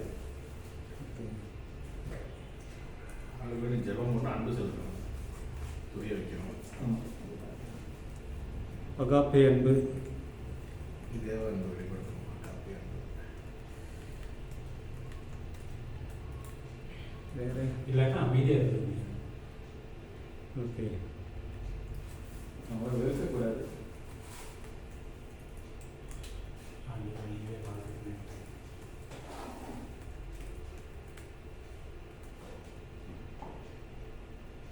ஜெபிப்பது தான் பெஸ்ட். ஆண்டவர் மாற்றம்.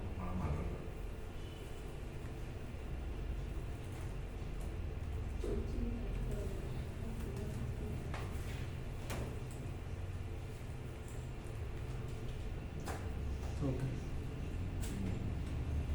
ஸோ 3 விதமான மக்களை பார்க்குறோம். ஏற்றுக்கிறவங்க, ஏற்றுக்கொள்ளாதவங்க, எதிர்க்கிறவங்க. ஆவியானவர் வந்து உதவி செய்யும். இப்போ வந்து நம்ம ஒருத்தரை சொல்ல வைக்கிறது ஆவியானவர் தான். எப்படி பேசணுன்ட்டு வைக்கிறது வளரும், போக போக நமக்கு வளரும். ஏற்றுக்கொள்ளாதவங்கள்ட்டையும் அந்த எப்படி ஆவியானவர் உதவி செய்வார். நீங்கள் எப்படி நடந்துக்கணுன்ற உதவி நமக்கு கிடைக்கும். எதிர்த்தாலும் அவங்கள்ட்ட எப்படி நடந்துக்கணுன்ற உதவி. இதுக்கு பின்னாடி ஆவியானவர் இருந்துகிட்டே இருக்கிறார், நம்ம மறந்துடக்கூடாது. பொதுவாக நம்ம சொந்தமாக இந்த வேலையை செய்யக்கூடாது. சுவிசேஷன் சொல்கிறதுல வந்து சொந்த ஆசையில் செய்வமாக இருக்கும் சிலருக்கு. ஆனால் ஆவியானவரை சார்ந்து செய்தல் ரொம்ப நல்லது. இது ஆரம்பத்தில் அவங்க போட்டாங்க.